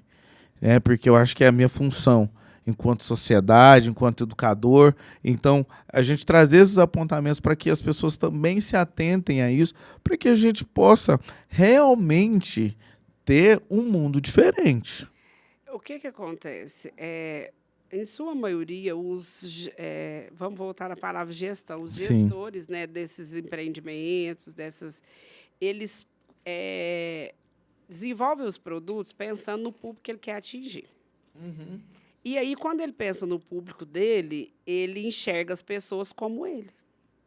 E aí é difícil enxergar o diferente. Eu, por exemplo, lá na agência, eu brinco... quando eu vou pedir para alguém produzir alguma coisa de arte, eu falo, a minha preferência por arte é sempre mulher, primeiro, mulher negra, depois casais negros. Uhum. E num outro momento. Mas, Priscila, então você não estou separando. Eu quero colocar na frente os iguais a mim. Porque nos outros lugares nós estamos sempre atrás. Uhum. A gente é sempre 4 pessoas, um é o negro, que é o obrigatório. É para preencher ali. Preencher. E aí, não, mas aí pelo menos tem um. Ok, a gente agradece ter um mesmo, tá bom, pelo menos tem um, é foda também. Você escuta isso. Ok, a gente agradece ter um. E quando a gente tem a oportunidade, a gente põe todos os pretos e um branco. E aí a gente recebe questionamentos, né? O meu filho estudou numa escola particular e, antes do meu filho, eu estudei na ESEBA. Na época que eu estudei na ESEBA, a ESEBA era... Quando eu entrei, ela ainda não era por sorteio, tanto que meus irmãos não estudaram, porque depois passou a ser por sorteio. Nós lá, o grupo era muito distinto. Os pretos, praticamente todos, eram filhos dos técnicos de enfermagem, do pessoal da administração, da limpeza e por aí vai, e os brancos, os filhos dos médicos. A gente cresceu assim, inclusive muitas pessoas que eu estudei na ESEBA, a ESEBA é do meu coração, né? a gente tem contato, encontra. Às vezes, esses dias eu encontrei uma menina, ela falou, menina, eu acho que eu te conheço. Eu olhei para ela e falei, eu também acho que eu te conheço. Ela olhou para mim e falou assim, é Zeba. Eu falei, é Zeba. Então, assim, é muito bom. E isso, assim, né, muitos anos depois, já tinha essa separação, mas naquela época, e aí sempre à frente estavam essas pessoas, sempre os brancos à frente. Meu filho estudou na escola particular, que também você não via. E aí, na minha época, a gente escutava questões de racismo e questão de agressão, e a professora chamava a gente e falava assim, vem cá, esse menino é bobo, fica aqui. Ou seja, além de eu ser maltratada, eu ainda era que ficava de castigo. Porque ela não fazia ele parar de falar aquilo, ela me tirava de perto dele. Quando meu filho estudou, meu filho já veio numa questão, e a gente mais combativo, de não, você não pode falar comigo assim. Mas a gente não tinha tanto direito à voz. Aí vem a minha filha, que hoje tem 14 anos, numa era em que ela estudava numa escola estadual aqui em Uberlândia, e o menino chamou ela de chocolate. Ela falou, não sou chocolate, eu sou preta. Ela não aceita se chamar de morena, marrom, não sei o quê. Eu sou preta. Eu sou preta e eu quero ser chamada assim. Foi feito um trabalho na escola sobre tonalidade de pele. Na época, ela tinha o quê? Segundo ano, 7, 8 anos, né? Agora mudou as nomenclaturas, as idades. E aí vem dessa forma. Ela estuda numa escola particular hoje. E aí, um dia, a gente vendo na escola as publicações da escola no Instagram. E ela viu uma sim que não tinha nenhuma pessoa preta. Ela chamou a orientadora da escola para conversar. Ela falou, eu não estou entendendo, porque eu estudo aqui e eu não estou me vendo em nenhum lugar. Aí ela falou, não, mas tem. Realmente tinha, mas era tão pouco. Quando você falou da questão da medicina, por exemplo, eu tenho uma prima, filha da minha prima, a Adriele, filha da minha prima, a Alessandra, que está fazendo faculdade de medicina. Ela não é aqui em Uberlândia, ela está fazendo fora, e que, para nós, assim, só nós sabemos do contentamento de ver a Adriele fazendo medicina. A minha filha fala que vai fazer medicina também, ainda está pequena, mas ela fala que quer fazer medicina. Né? Então, assim, a gente tem visto, e você vai abrindo espaço. Ó, eu quero olhar num cartaz de medicina e ver uma pessoa... Eu quero. Um dia eu fui visitar uma pessoa lá na UFO, e aí lá tem alguns quadros de turmas. Tudo bem que, em sua maioria, quando tem preto é 1, 2, eu vi em um quadro só, numa parede assim, muito grande, mas tem. E esses que tem, a gente quer enxergar. E os que querem estar lá, tem que enxergar que pode, que é possível. Justo. Né? A gente faz parte, a gente que vai, né, que chega no nível superior, e a gente, em sua maioria, você chega nas salas, nós somos 1, 2, dependendo do curso. Né? Nenhum.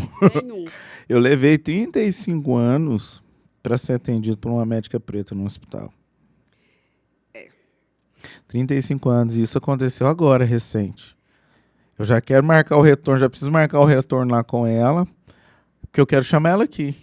Eu quero convidar ela para estar aqui. Porque, assim, eu quero conhecê-la mais. E eu falei isso para ela. Eu falei, olha, que legal, não se vê muito da gente aqui, né? Assim, né? Ela não se vê. Aí ela já sorriu, já entendeu. E, assim, é muito bom. Não é porque o médico que é branco atende diferente do médico que é preto. Não, a gente está falando de profissionais. Mas nós estamos falando de profissionais e, ao mesmo tempo, de representatividade. Aos 35 anos, para me ver, certo? E ser atendido.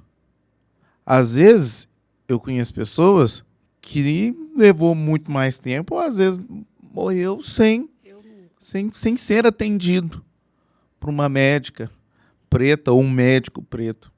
Então, isso é muito forte, isso é muito real.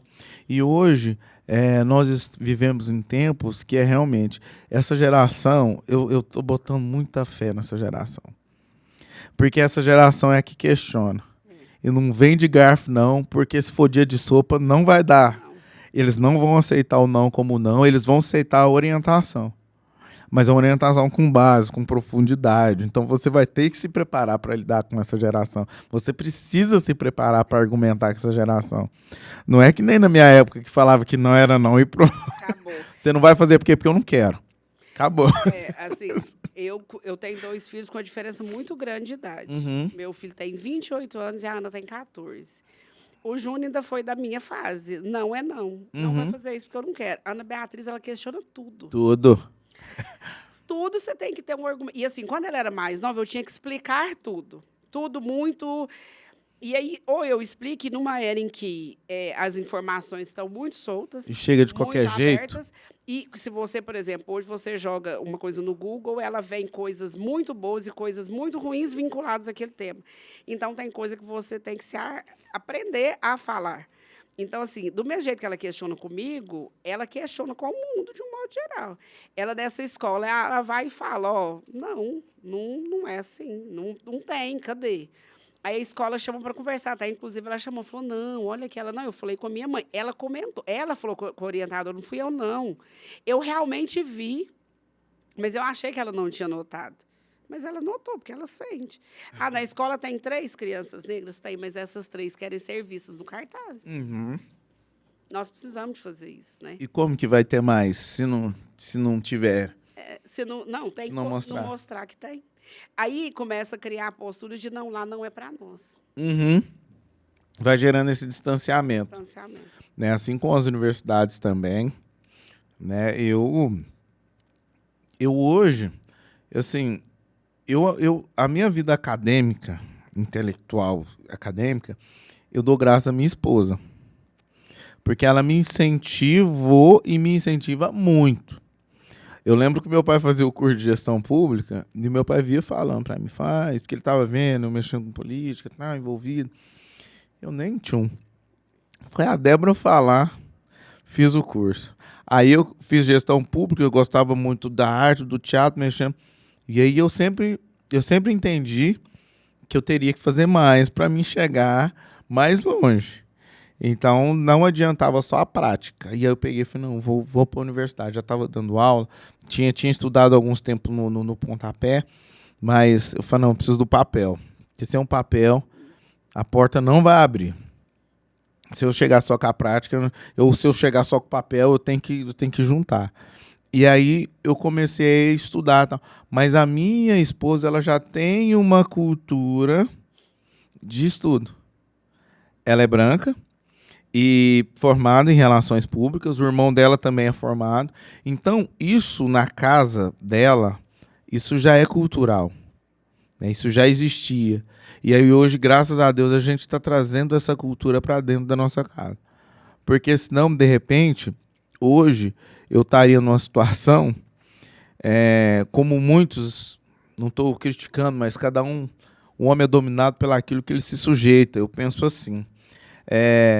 A gente, talvez hoje eu estaria pulando de gai em gai politicamente falando, porque é cômodo, você ganha bem, e não teria corrido atrás de uma formação e não teria essa multiplicidade artística, social, pedagógica, cultural que hoje eu tenho.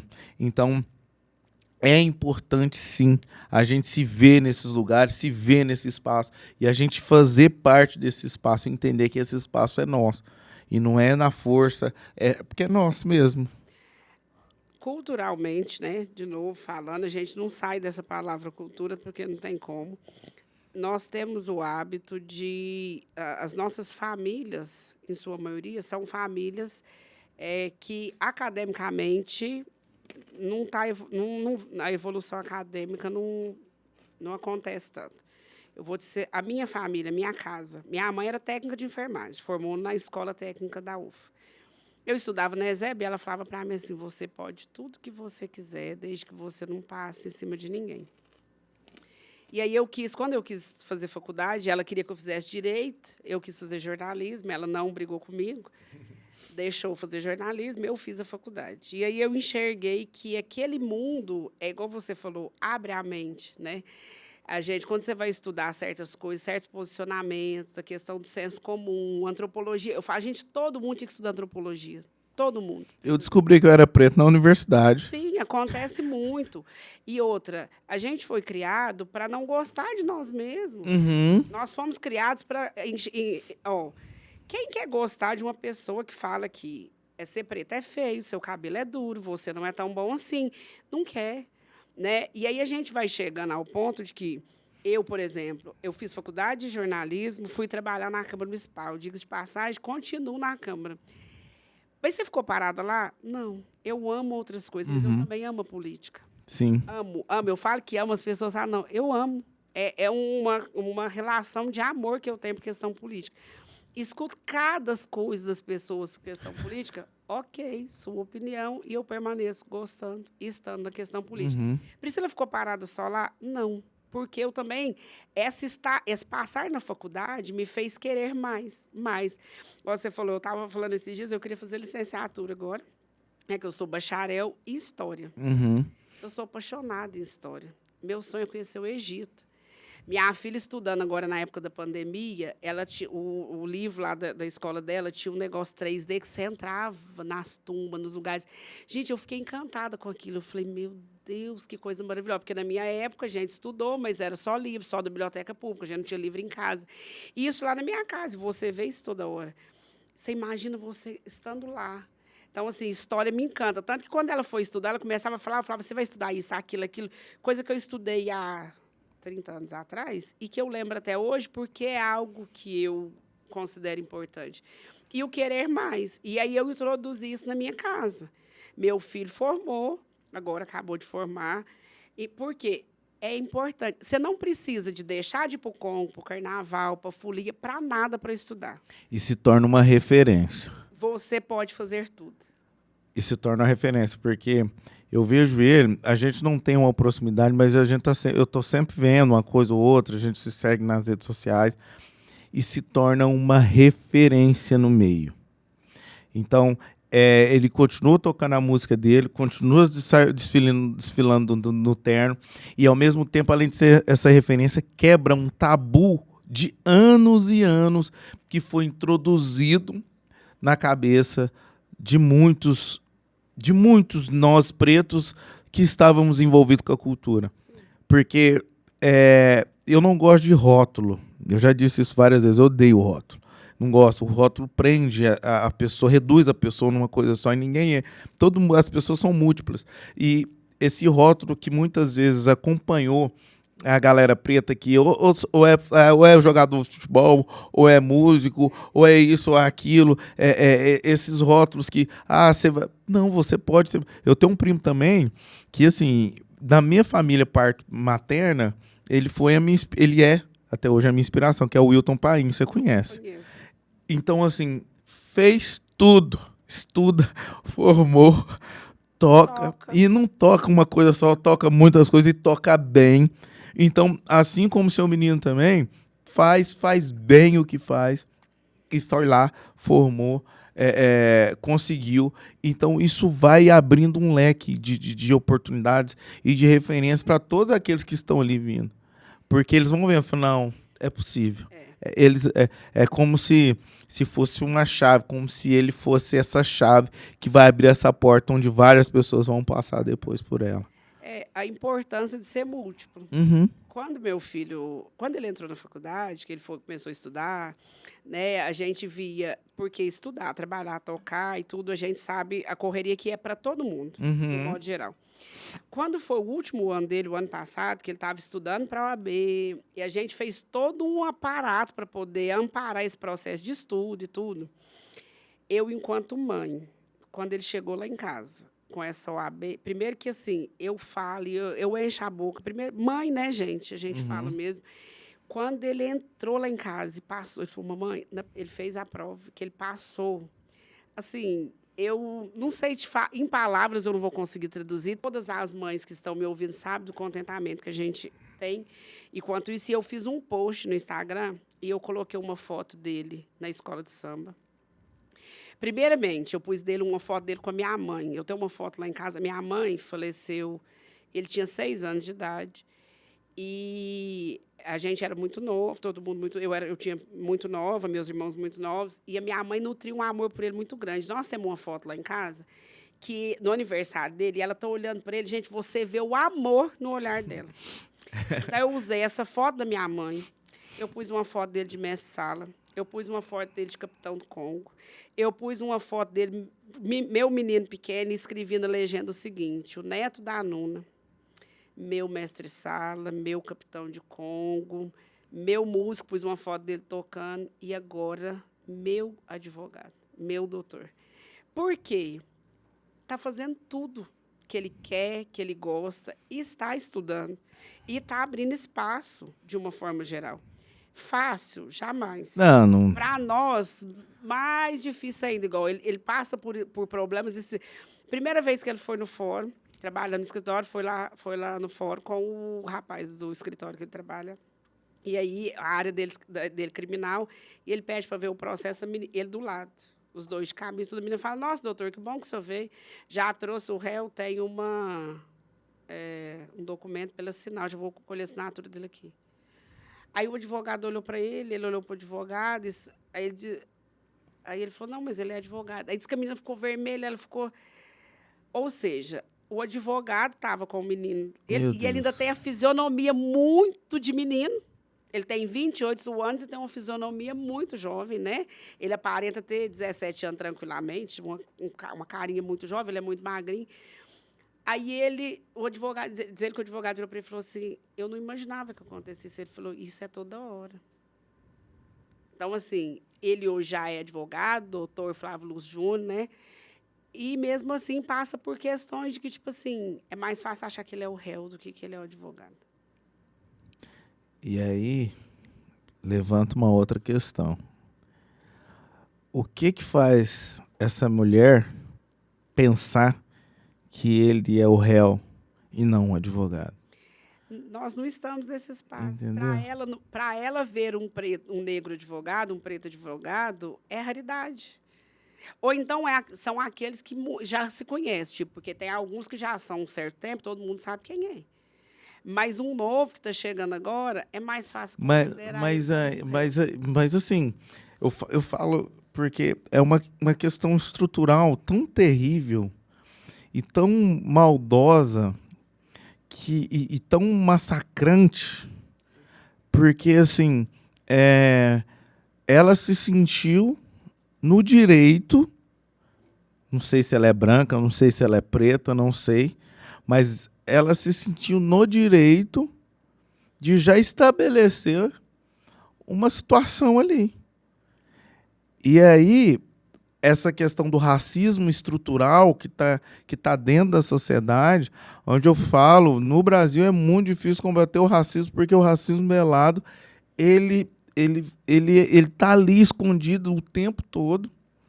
Eu falo que todo mundo é racista, eu falei isso uma vez num vídeo, num podcast que eu participei, e eu penso assim, eu acho que todo mundo é racista sim, porque é aquele, para mim, que não contribui, aquele que vê alguém sofrendo um ataque racista e não fala nada, ele está contribuindo.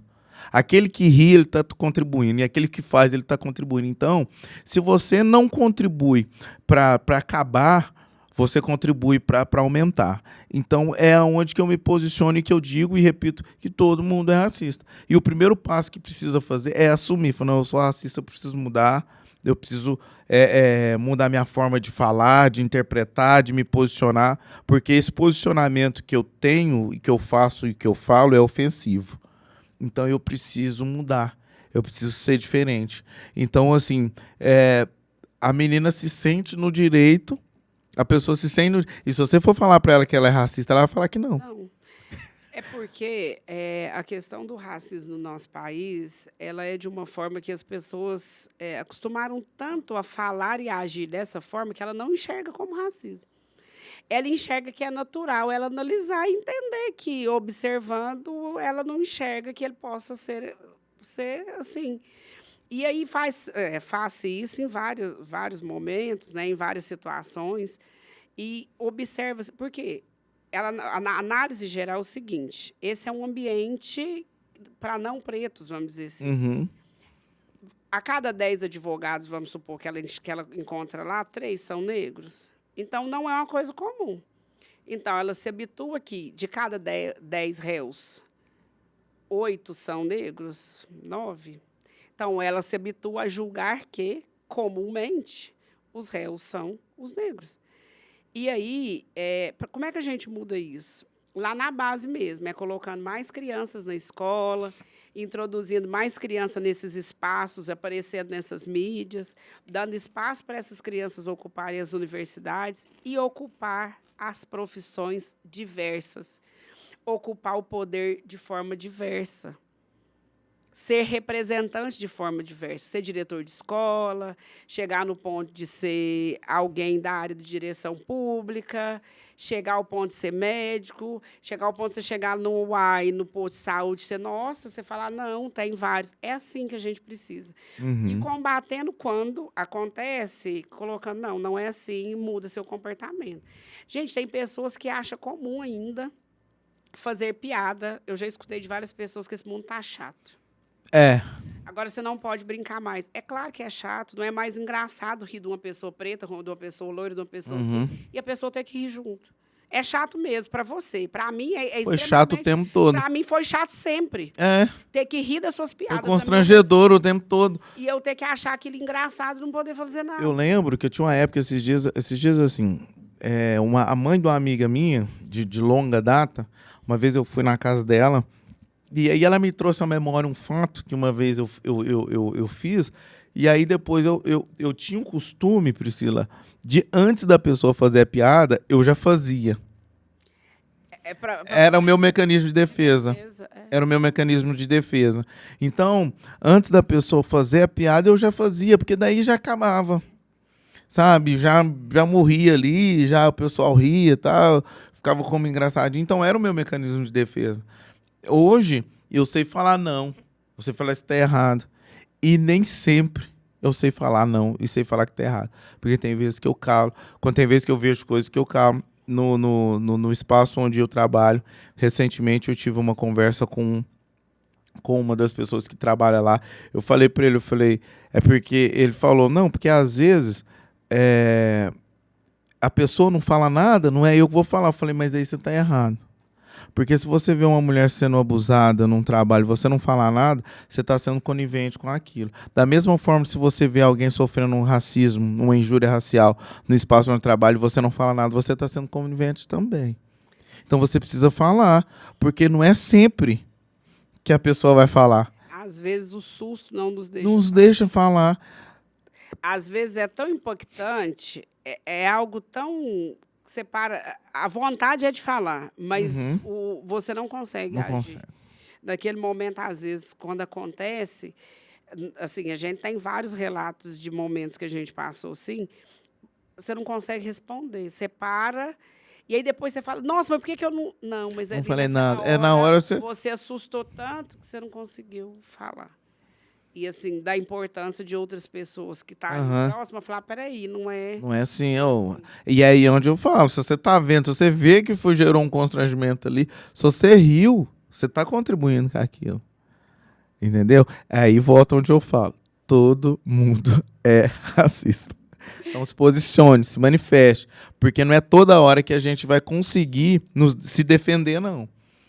Não é toda hora que a gente vai conseguir mostrar o que a gente está sentindo, não.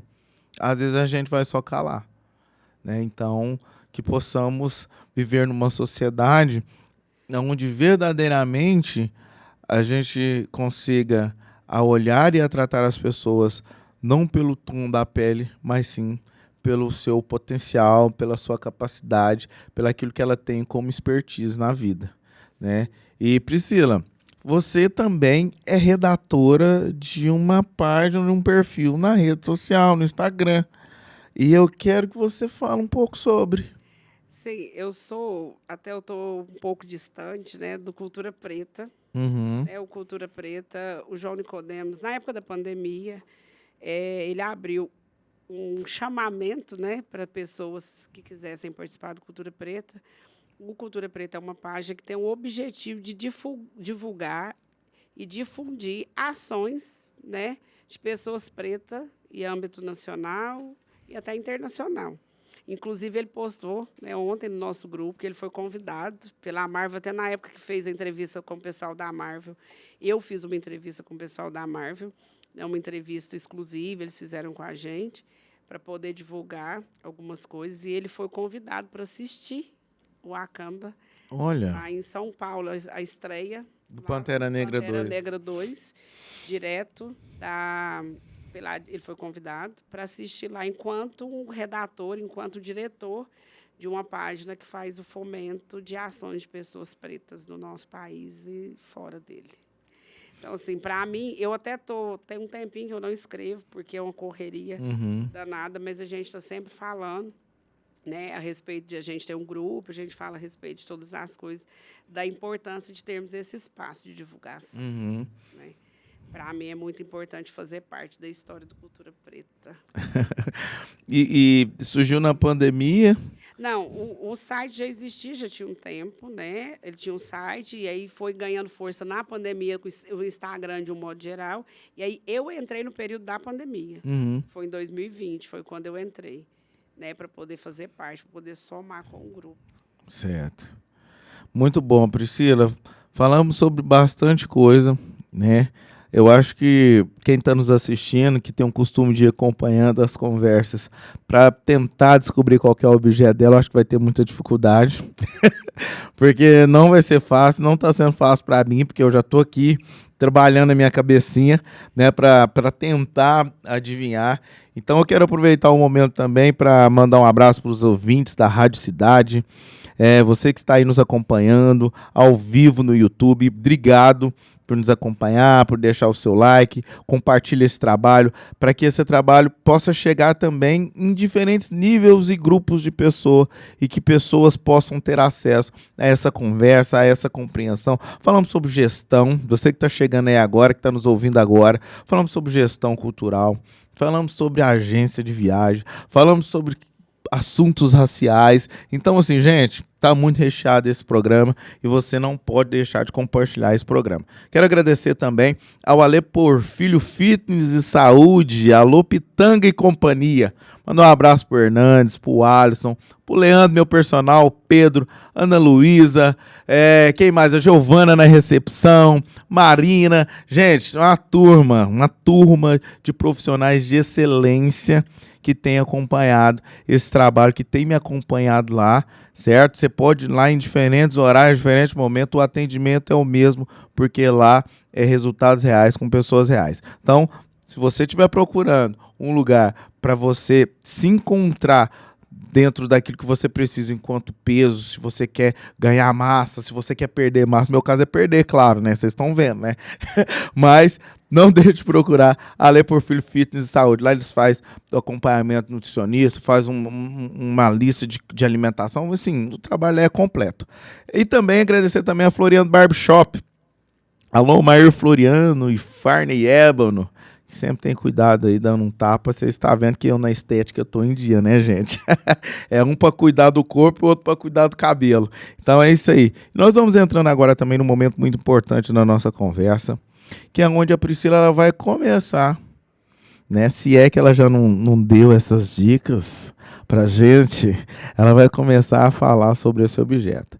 Mas eu quero primeiro que você fale, Priscila, como esse objeto se tornou o seu favorito ou o objeto mais utilizado por você.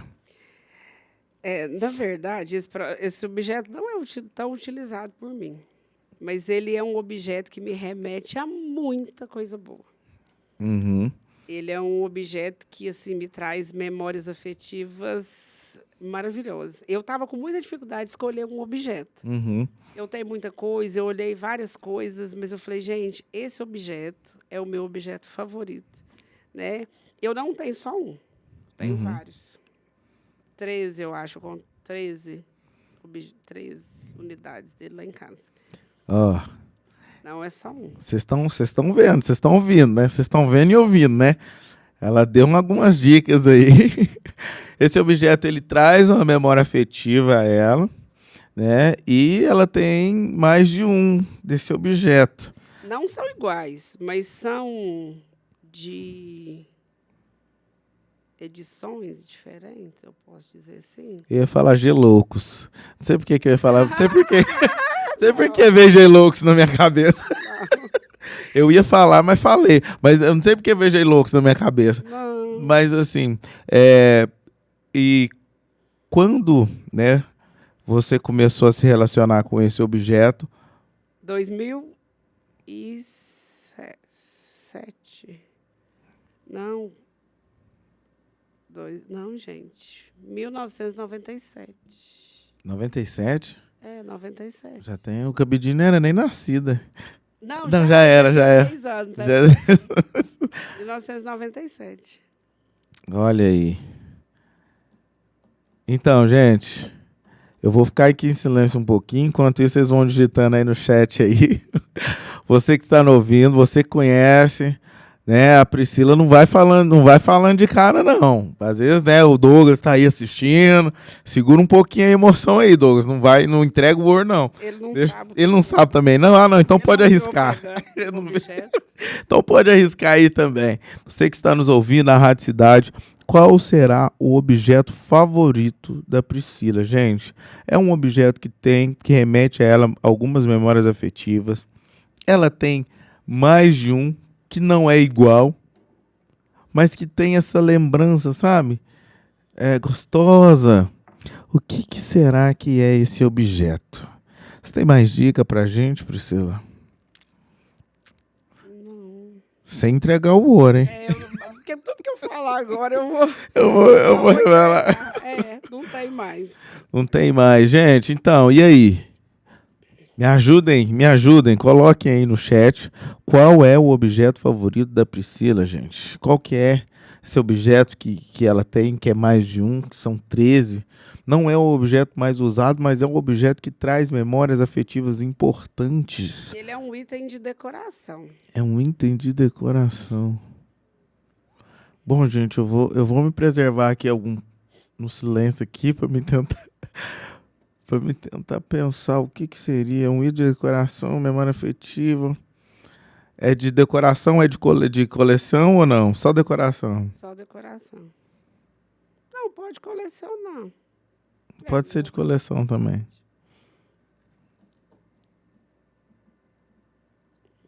Gente do céu. Estamos na época da Copa do Mundo, não é figurinha, porque figurinha não tem só 13. Não. Dicas de passagem, tem muita figurinha daquele álbum. Tem muita figurinha, né? Mas hoje tem figurinha. Antigamente era difícil completar um álbum. Hoje em dia tem figurinha até na garrafa de coca. Falei, não. Ficou muito fácil de completar o álbum agora. Qual é, gente? Me ajuda aí. Você que está nos acompanhando no YouTube, qual é o objeto? Coloca no chat aí. Qual é o objeto favorito da Priscila, gente? Qual será? Priscila, eu mesmo desisto. Já? Ué, mas eu chutei um tanto de coisa. Qual é, Priscila? Então, vamos mostrar? Qual é o seu objeto favorito? Eu vou mostrar, né? E vou explicar. Então, peraí. Nossa, eu fiz todo um pacote aqui para pegar esse objeto. Não, fizeste bem. Olha aqui. Gente. O meu objeto favorito é um troféu do carnaval. Não, eu nem ia acertar nunca, Priscila. E esse objeto específico, eu contei lá em casa, eu tenho 13, mas eu acho que tem outros que eu nem sei. Alguns quebraram. Se não me engano, esse eu peguei lá, eu acho que ele é o do ano de 2009. É 2009 que tá aqui? Deixa eu ver. É 2009. Por que esse é o meu objeto favorito? Dentre tantos objetos que eu tenho lá em casa, esse objeto é o objeto que me remete a muitas memórias boas. Primeiro, eu fui primeira porta-bandeira da Tabajara por muitos anos, e eu tive vários mestres-salas. No ano de 2009, meu filho começou a ser meu mestre-sala. Isso, para mim, foi algo que me trouxe muito contentamento, mas muita aflição ao mesmo tempo. Meu filho era muito pequeno, muito magrinho, muito miúdo. Ao mesmo tempo que alguns da escola queriam que ele fosse mestre-sala, outros não queriam. Mestre-sala e porta-bandeira era um quesito de julgamento que poderia fazer perder o carnaval. Inclusive, teve um ano que a escola perdeu por causa de um ponto meu. Então, é de muita responsabilidade. Então, assim, além de carregar a minha responsabilidade, tinha que carregar eu tinha que carregar dele, que ele era um menino. Especificamente no primeiro ano que a gente dançou, ele estava muito empolgado, a gente ensaiou e tudo mais, e era algo muito gostoso. O carnaval era algo que minha mãe gostava muito, então, assim, sempre quando a gente estava no carnaval, remetia muito a ela. Inclusive, tem samba enredo aqui em Uberlândia, que o Gilmar compôs quando a minha mãe faleceu, que é usado hoje para cantar a morte, o momento, no momento de morte de várias pessoas, mas que foi, na época, o Gilmar compôs especificamente para a minha mãe. Então, assim, é algo que me traz muitas memórias boas e tudo. No ano de 2009, em específico, primeiro ano que a gente foi dançar, nós estávamos lá na Monsenhor Eduardo, todo mundo pronto e tudo, e maquiou e tá pronto, tá vindo para a avenida. A gente vindo e todo mundo olhando, olha dali e tal. E na hora que a gente ia entrar, ele olhou para mim e falou assim, eu não dou conta. Aí eu falei para ele assim, como assim, meu filho? Ele, mamãe, eu não dou conta. Eu peguei na mão dele e falei, pelo amor de Deus, você não pode fazer isso. Ele abaixou e falou, eu não dou conta, mamãe, eu não dou conta. E eu, muito desesperada, aflita, com aquela roupa enorme, a vontade era de pegar e abraçar como mãe, tipo assim, vem cá no meu colo, então não dou conta, vamos embora. A vontade era essa, mas nós não podíamos. Porque ali a gente representava mais do que só nós dois, a gente representava toda uma escola, toda uma comunidade, e a gente saía ali e trazer um grande prejuízo. E eu peguei na mão dele e falei, pelo amor de Deus. E aí o Douglas veio e falou para ele, oi, que é isso? Você dá conta sim, você está pronto. Ele não deu conta. E aí ele foi querendo chorar e eu querendo desesperar. Eu peguei na mão dele. Inclusive, tem uma foto que ficou... Eu peguei na mão dele e falei, então a gente vai fazer uma oração nesse momento e nós vamos dar conta. E a gente vai fazer o nosso melhor. E você vai dar conta. E a gente pegou na mão e fechou. E é uma foto que a gente posta, vira e mexe, para representar esse momento. E a gente conseguiu entrar na avenida, desfilar e conseguimos ser premiados. Olha aí. Então, assim, de todos os troféus que eu tenho lá em casa, que são vários, de vários momentos, momentos com ele, momentos que eu tive outro mestre-sala, para mim, o mais significativo que me remete a amor, carinho, afeto, família, porque estava ali eu, ele, me remete a minha mãe, o Douglas, meu marido, estava, e na escola meu filho faz parte, a minha filha. Então, assim, me remete a tudo isso. Esse é o meu objeto favorito. Muito legal, Priscila. Eu não iria adivinhar nunca. As suas dicas foi muito longe. Nossa, eu não iria mesmo. Mas é de coleção, eu tenho vários, eu contei 13, alguns quebraram, é uma coleção. Inclusive, eles estavam guardados, eles já ficaram lá em casa expostos, aí eu já escondi, já guardei, agora eu vou expor de novo. Sim. Então, é de época, assim. Muito bom, e são reflexões que trazem que são profundas, né? Essa data, esse momento, eu fico imaginando, né? Essa responsabilidade disso tudo. Né? Você ali na responsabilidade de mãe, na responsabilidade de porta-bandeira, e ali junto, né? E tendo a honra de ter o seu filho, eu acho que, né? Isso é um ganho, uma gratificação muito grande, né? Muito, muito grande. Assim, o nosso momento, que a gente sempre falou que era o nosso momento, sempre foi muito bom. A gente, além de toda a nossa relação de mãe e filho, a gente poder ter dividido por tantos anos essa relação de mestre porta-bandeira. Porque a gente começou, ele menininho, eu coordenando ele, aí ele foi crescendo, ele falava, opa, aqui quem manda sou eu, porque é a sala que direciona a porta-bandeira. Inclusive, a gente fazia isso, ele falava, opa, aqui quem manda sou eu, e eu realmente, eu tinha que parar e falar, não, realmente... Que você manda, mas lá em casa nós conversamos. Eu não sou a mãe. E por várias vezes a gente conseguiu ser premiado, né, no carnaval, perdemos também, faz parte do processo do jogo, da mesma forma que eu perdi com outros mestres-salas, da mesma forma que a gente conseguiu levar a escola à vitória, algum ano a gente não conseguiu, né, ou não conseguiu fazer, a gente sempre fez o nosso melhor, mas não foi enxergado, não foi visto como melhor naquele momento. Então, assim, me traz momentos muito bons à mente. É algo muito gostoso de falar, nossa, eu tive o prazer de já ter feito isso. Que bom, Priscila, muito bom. Né? E agora, ainda falando um pouquinho mais sobre você, essa sua caminhada no carnaval, nos desfiles das escolas de samba, você que faz parte, qual que é o nome da escola? Tabajaras, você que faz parte, você só desfilou pela Tabajaras? Só pela Tabajaras. Eu falo só porque a gente que está de fora, a gente vê os artistas, principalmente, pessoas desfilando em várias escolas, porque não é só porque é pouco, é só porque às vezes, enfim. Como que foi para vocês, nesses 2 anos de pandemia, não você vinha da sequência, você estava nessa sequência, né? Vocês não terem acesso, como que foi para a escola? Como que você viu a escola se reagindo nesses tempos pandêmicos? Enfim, não vou falar que eu tô... E diante de um governo que está mais preocupado, vou falar assim, aqui eu posso falar, diante de um governo que está mais preocupado com o agronegócio e acha do que com o carnaval. Como que foi para vocês? O nosso carnaval já tinha sido encerrado, né? A gente já não estava desfilando, já tinha um período antes da questão da pandemia. Foi uma junção de fatores que fez com que esse carnaval extinguisse. Eu, como gosto de escola de samba, quando o carnaval daqui parou, ou não vai ter, o primeiro ano a gente ficou, eu fui para o Rio assistir, no outro ano eu fui para o Rio e desfilei, na São Clemente, lá no Rio, não de porta-bandeira, é óbvio, mas numa ala no Rio. E aí a gente vai se adaptando, né, se readequando. Tem, sim, uma conversa, uma vertente da questão do carnaval para o próximo ano, da retomada do carnaval para o próximo ano. Eu não tenho pretensão de continuar como porta-bandeira. Uma vez que o tempo passou, meu filho é jovem, mas eu envelheci. Eu já não me vejo mais rodando como eu fazia antigamente.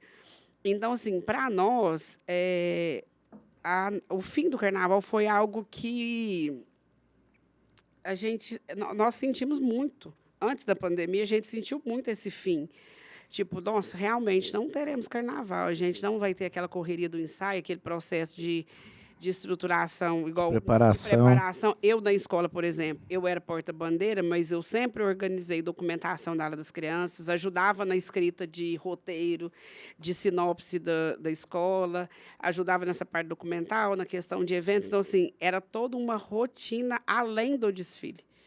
E para quem não participa, nunca participou, o carnaval ele começa muito antes daquele momento. Sim, não é só um ensaio. Ele não é um ensaio, ele é um processo. Eu, como porta-bandeira, por exemplo, a gente ensaiava tipo 1 mês e meio, 2 meses, direto, todos os dias, praticamente. Além de você pegar fôlego, ritmo e tudo mais, você precisa de entrar naquele processo novamente. Então, assim, o fim do carnaval para nós foi muito ruim, nesse sentido. E fez o quê? Todo mundo dispersasse. A retomada do carnaval para o ano que vem, eu enxergo ela como uma retomada difícil, igual eu estou me posicionando aqui. Não, eu não pretendo mais continuar, outras pessoas também não vão continuar. E cada um por motivo, né? Alguns já se adaptaram a fazer outras atividades, os que tocam vão pegar, que não tocavam no período do carnaval, agora já tocam, porque veio fazendo outras coisas. Então, assim, essa retomada, eu espero que ela aconteça, apesar de eu não me colocar mais dentro dela enquanto porta-bandeira, não estou me tirando do processo, mas enquanto porta-bandeira eu não pretendo continuar. E espero que a retomada aconteça. Isso é um ganho para nós em termos de arte, de cultura, sim, de história muito grande, né? Eu acredito que assim tem-se essa já tá em andamento o processo dessa retomada para o próximo ano. Né, que tomara que ela aconteça assim, que todas as pessoas que fizeram parte possam retornar, outras que não fizeram, que não conhecem, que venham conhecer, né? Venha os ensaios de escola de samba, é um momento de interação, um momento de atividade, é uma atividade gostosa, né? Eu falo que todo mundo assim partindo para o princípio do carnaval, por exemplo, do Rio. Essa semana eu estava num lugar, a menina falou assim, você que vai para o carnaval? Eu nunca fui no Rio, mas eu só assisti o carnaval. Gente, é um espetáculo de música, de canto, de fantasia, de tudo. Então, assim, vale a pena participar. Vale a pena vir, conhecer, participar. Então, assim, é importante a retomada. É um espaço de interação, de arte, de cultura, que outras pessoas não têm outras oportunidades, só tem essas. Sim. Muito bom, Priscila. Agora, para finalizar, né, esse nosso momento aqui, já estamos quase 2 horas aqui falando e conversando e trocando ideias e aprendendo e conhecendo e se fazendo ser conhecido. Eu queria que você compartilhasse com a gente, Priscila, o que você falaria para Priscila de 20 anos atrás, Priscila? 20 anos atrás, minha mãe tinha acabado de falecer. Eu estava afoita, aflita, ansiosa, correndo atrás do mundo. E, naquele momento, por várias vezes, eu meti os pés pelas mãos. Eu diria para a Priscila, de 20 anos atrás, vá com calma. Vá com calma. Tem processos que eu poderia ter facilitado para mim, né? Que eu dificultei, mas era o que eu tinha no momento. E a gente age com o que a gente tem, com o melhor que a gente tem. Então, eu diria para a Priscila, vá com calma. Vá com calma, que você é capaz de chegar lá. Porque naquela época eu tinha medo de não chegar. Então, eu...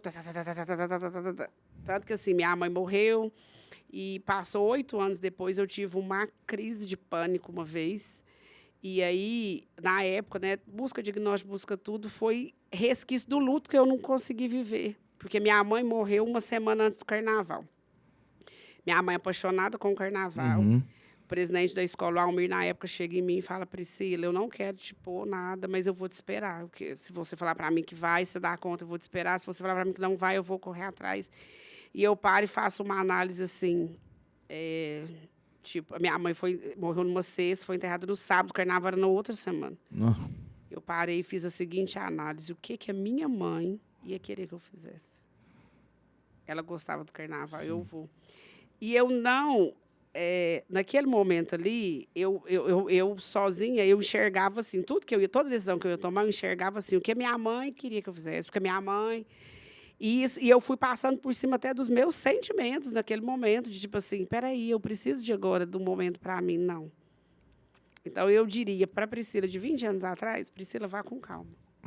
Você vai chegar. Vai chegar, vai devagar no andor. Porque... Então, assim, eu precipitei em vários momentos. Deu certo? Deu. Que bom. Hoje, eu com 43 anos, olho para trás e falo, nossa... Né? O que eu já fiz, o que eu consegui, eu já tenho um filho formado, minha filha, mas eu poderia ter ido com mais tranquilidade, eu poderia ter vivido esse momento com mais reservado. Poderia ter vivido esse momento. Eu não me permiti viver e eu vim atropelando ele, vários outros, até que chegou um momento que, puf, né, a pilha... O corpo parou e falou, peraí, não é assim. Aí que eu fui me... Né? Então, assim, poderia ter ido devagar.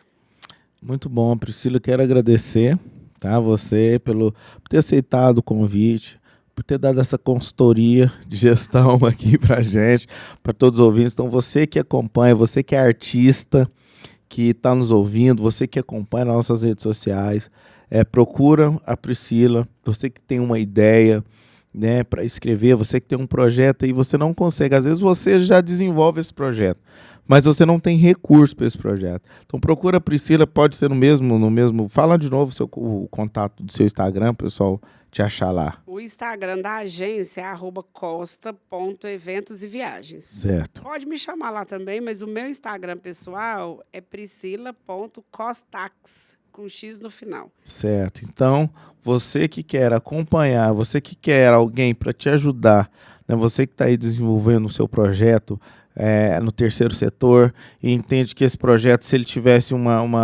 valor financeiro, ele seria melhor desenvolvido, procura a Priscila, ela vai te ajudar a estruturar esse projeto de uma maneira que você encaminhe ele para um edital de lei de incentivo, você possa ter recurso para desenvolver com mais tranquilidade e com mais eficácia, né, esse projeto que você tem.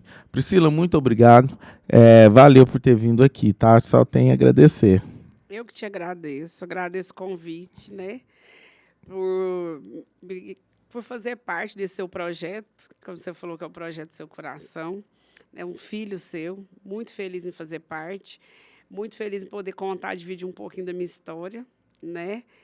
E, para mim, valeu muito a pena estar aqui. Eu estava muito nervosa, muito tensa, acabei falando. É bom demais, né? É muito bom. É muito bom. É muito bom poder contar um pouquinho das experiências da gente, é muito bom poder falar um pouco do que a gente faz, né? Eu sou assim, uma caminhante nesse processo, né, da gestão, mas eu pretendo aprofundar cada vez mais e ajudar mais e mais pessoas, né, para falar e fazer cultura cada dia mais e mais, com mais recurso e com mais qualidade. E vamos chegar no Egito, né?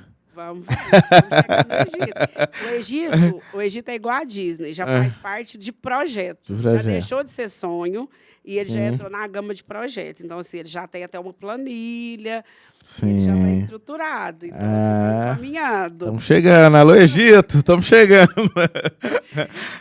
Quero agradecer a você, ouvinte da Rádio Cidade. Muito obrigado por nos acompanhar até aqui. Agradecendo também você que está no YouTube, nos ouvindo, nos acompanhando, que está no Spotify, no Deezer, em todas as redes sociais. Muito obrigado. E é isso. Seguimos em frente, vivão e vivendo, e vamos pra cima, gente, porque pra baixo, você sabe, só tem terra. Vamos embora, gente.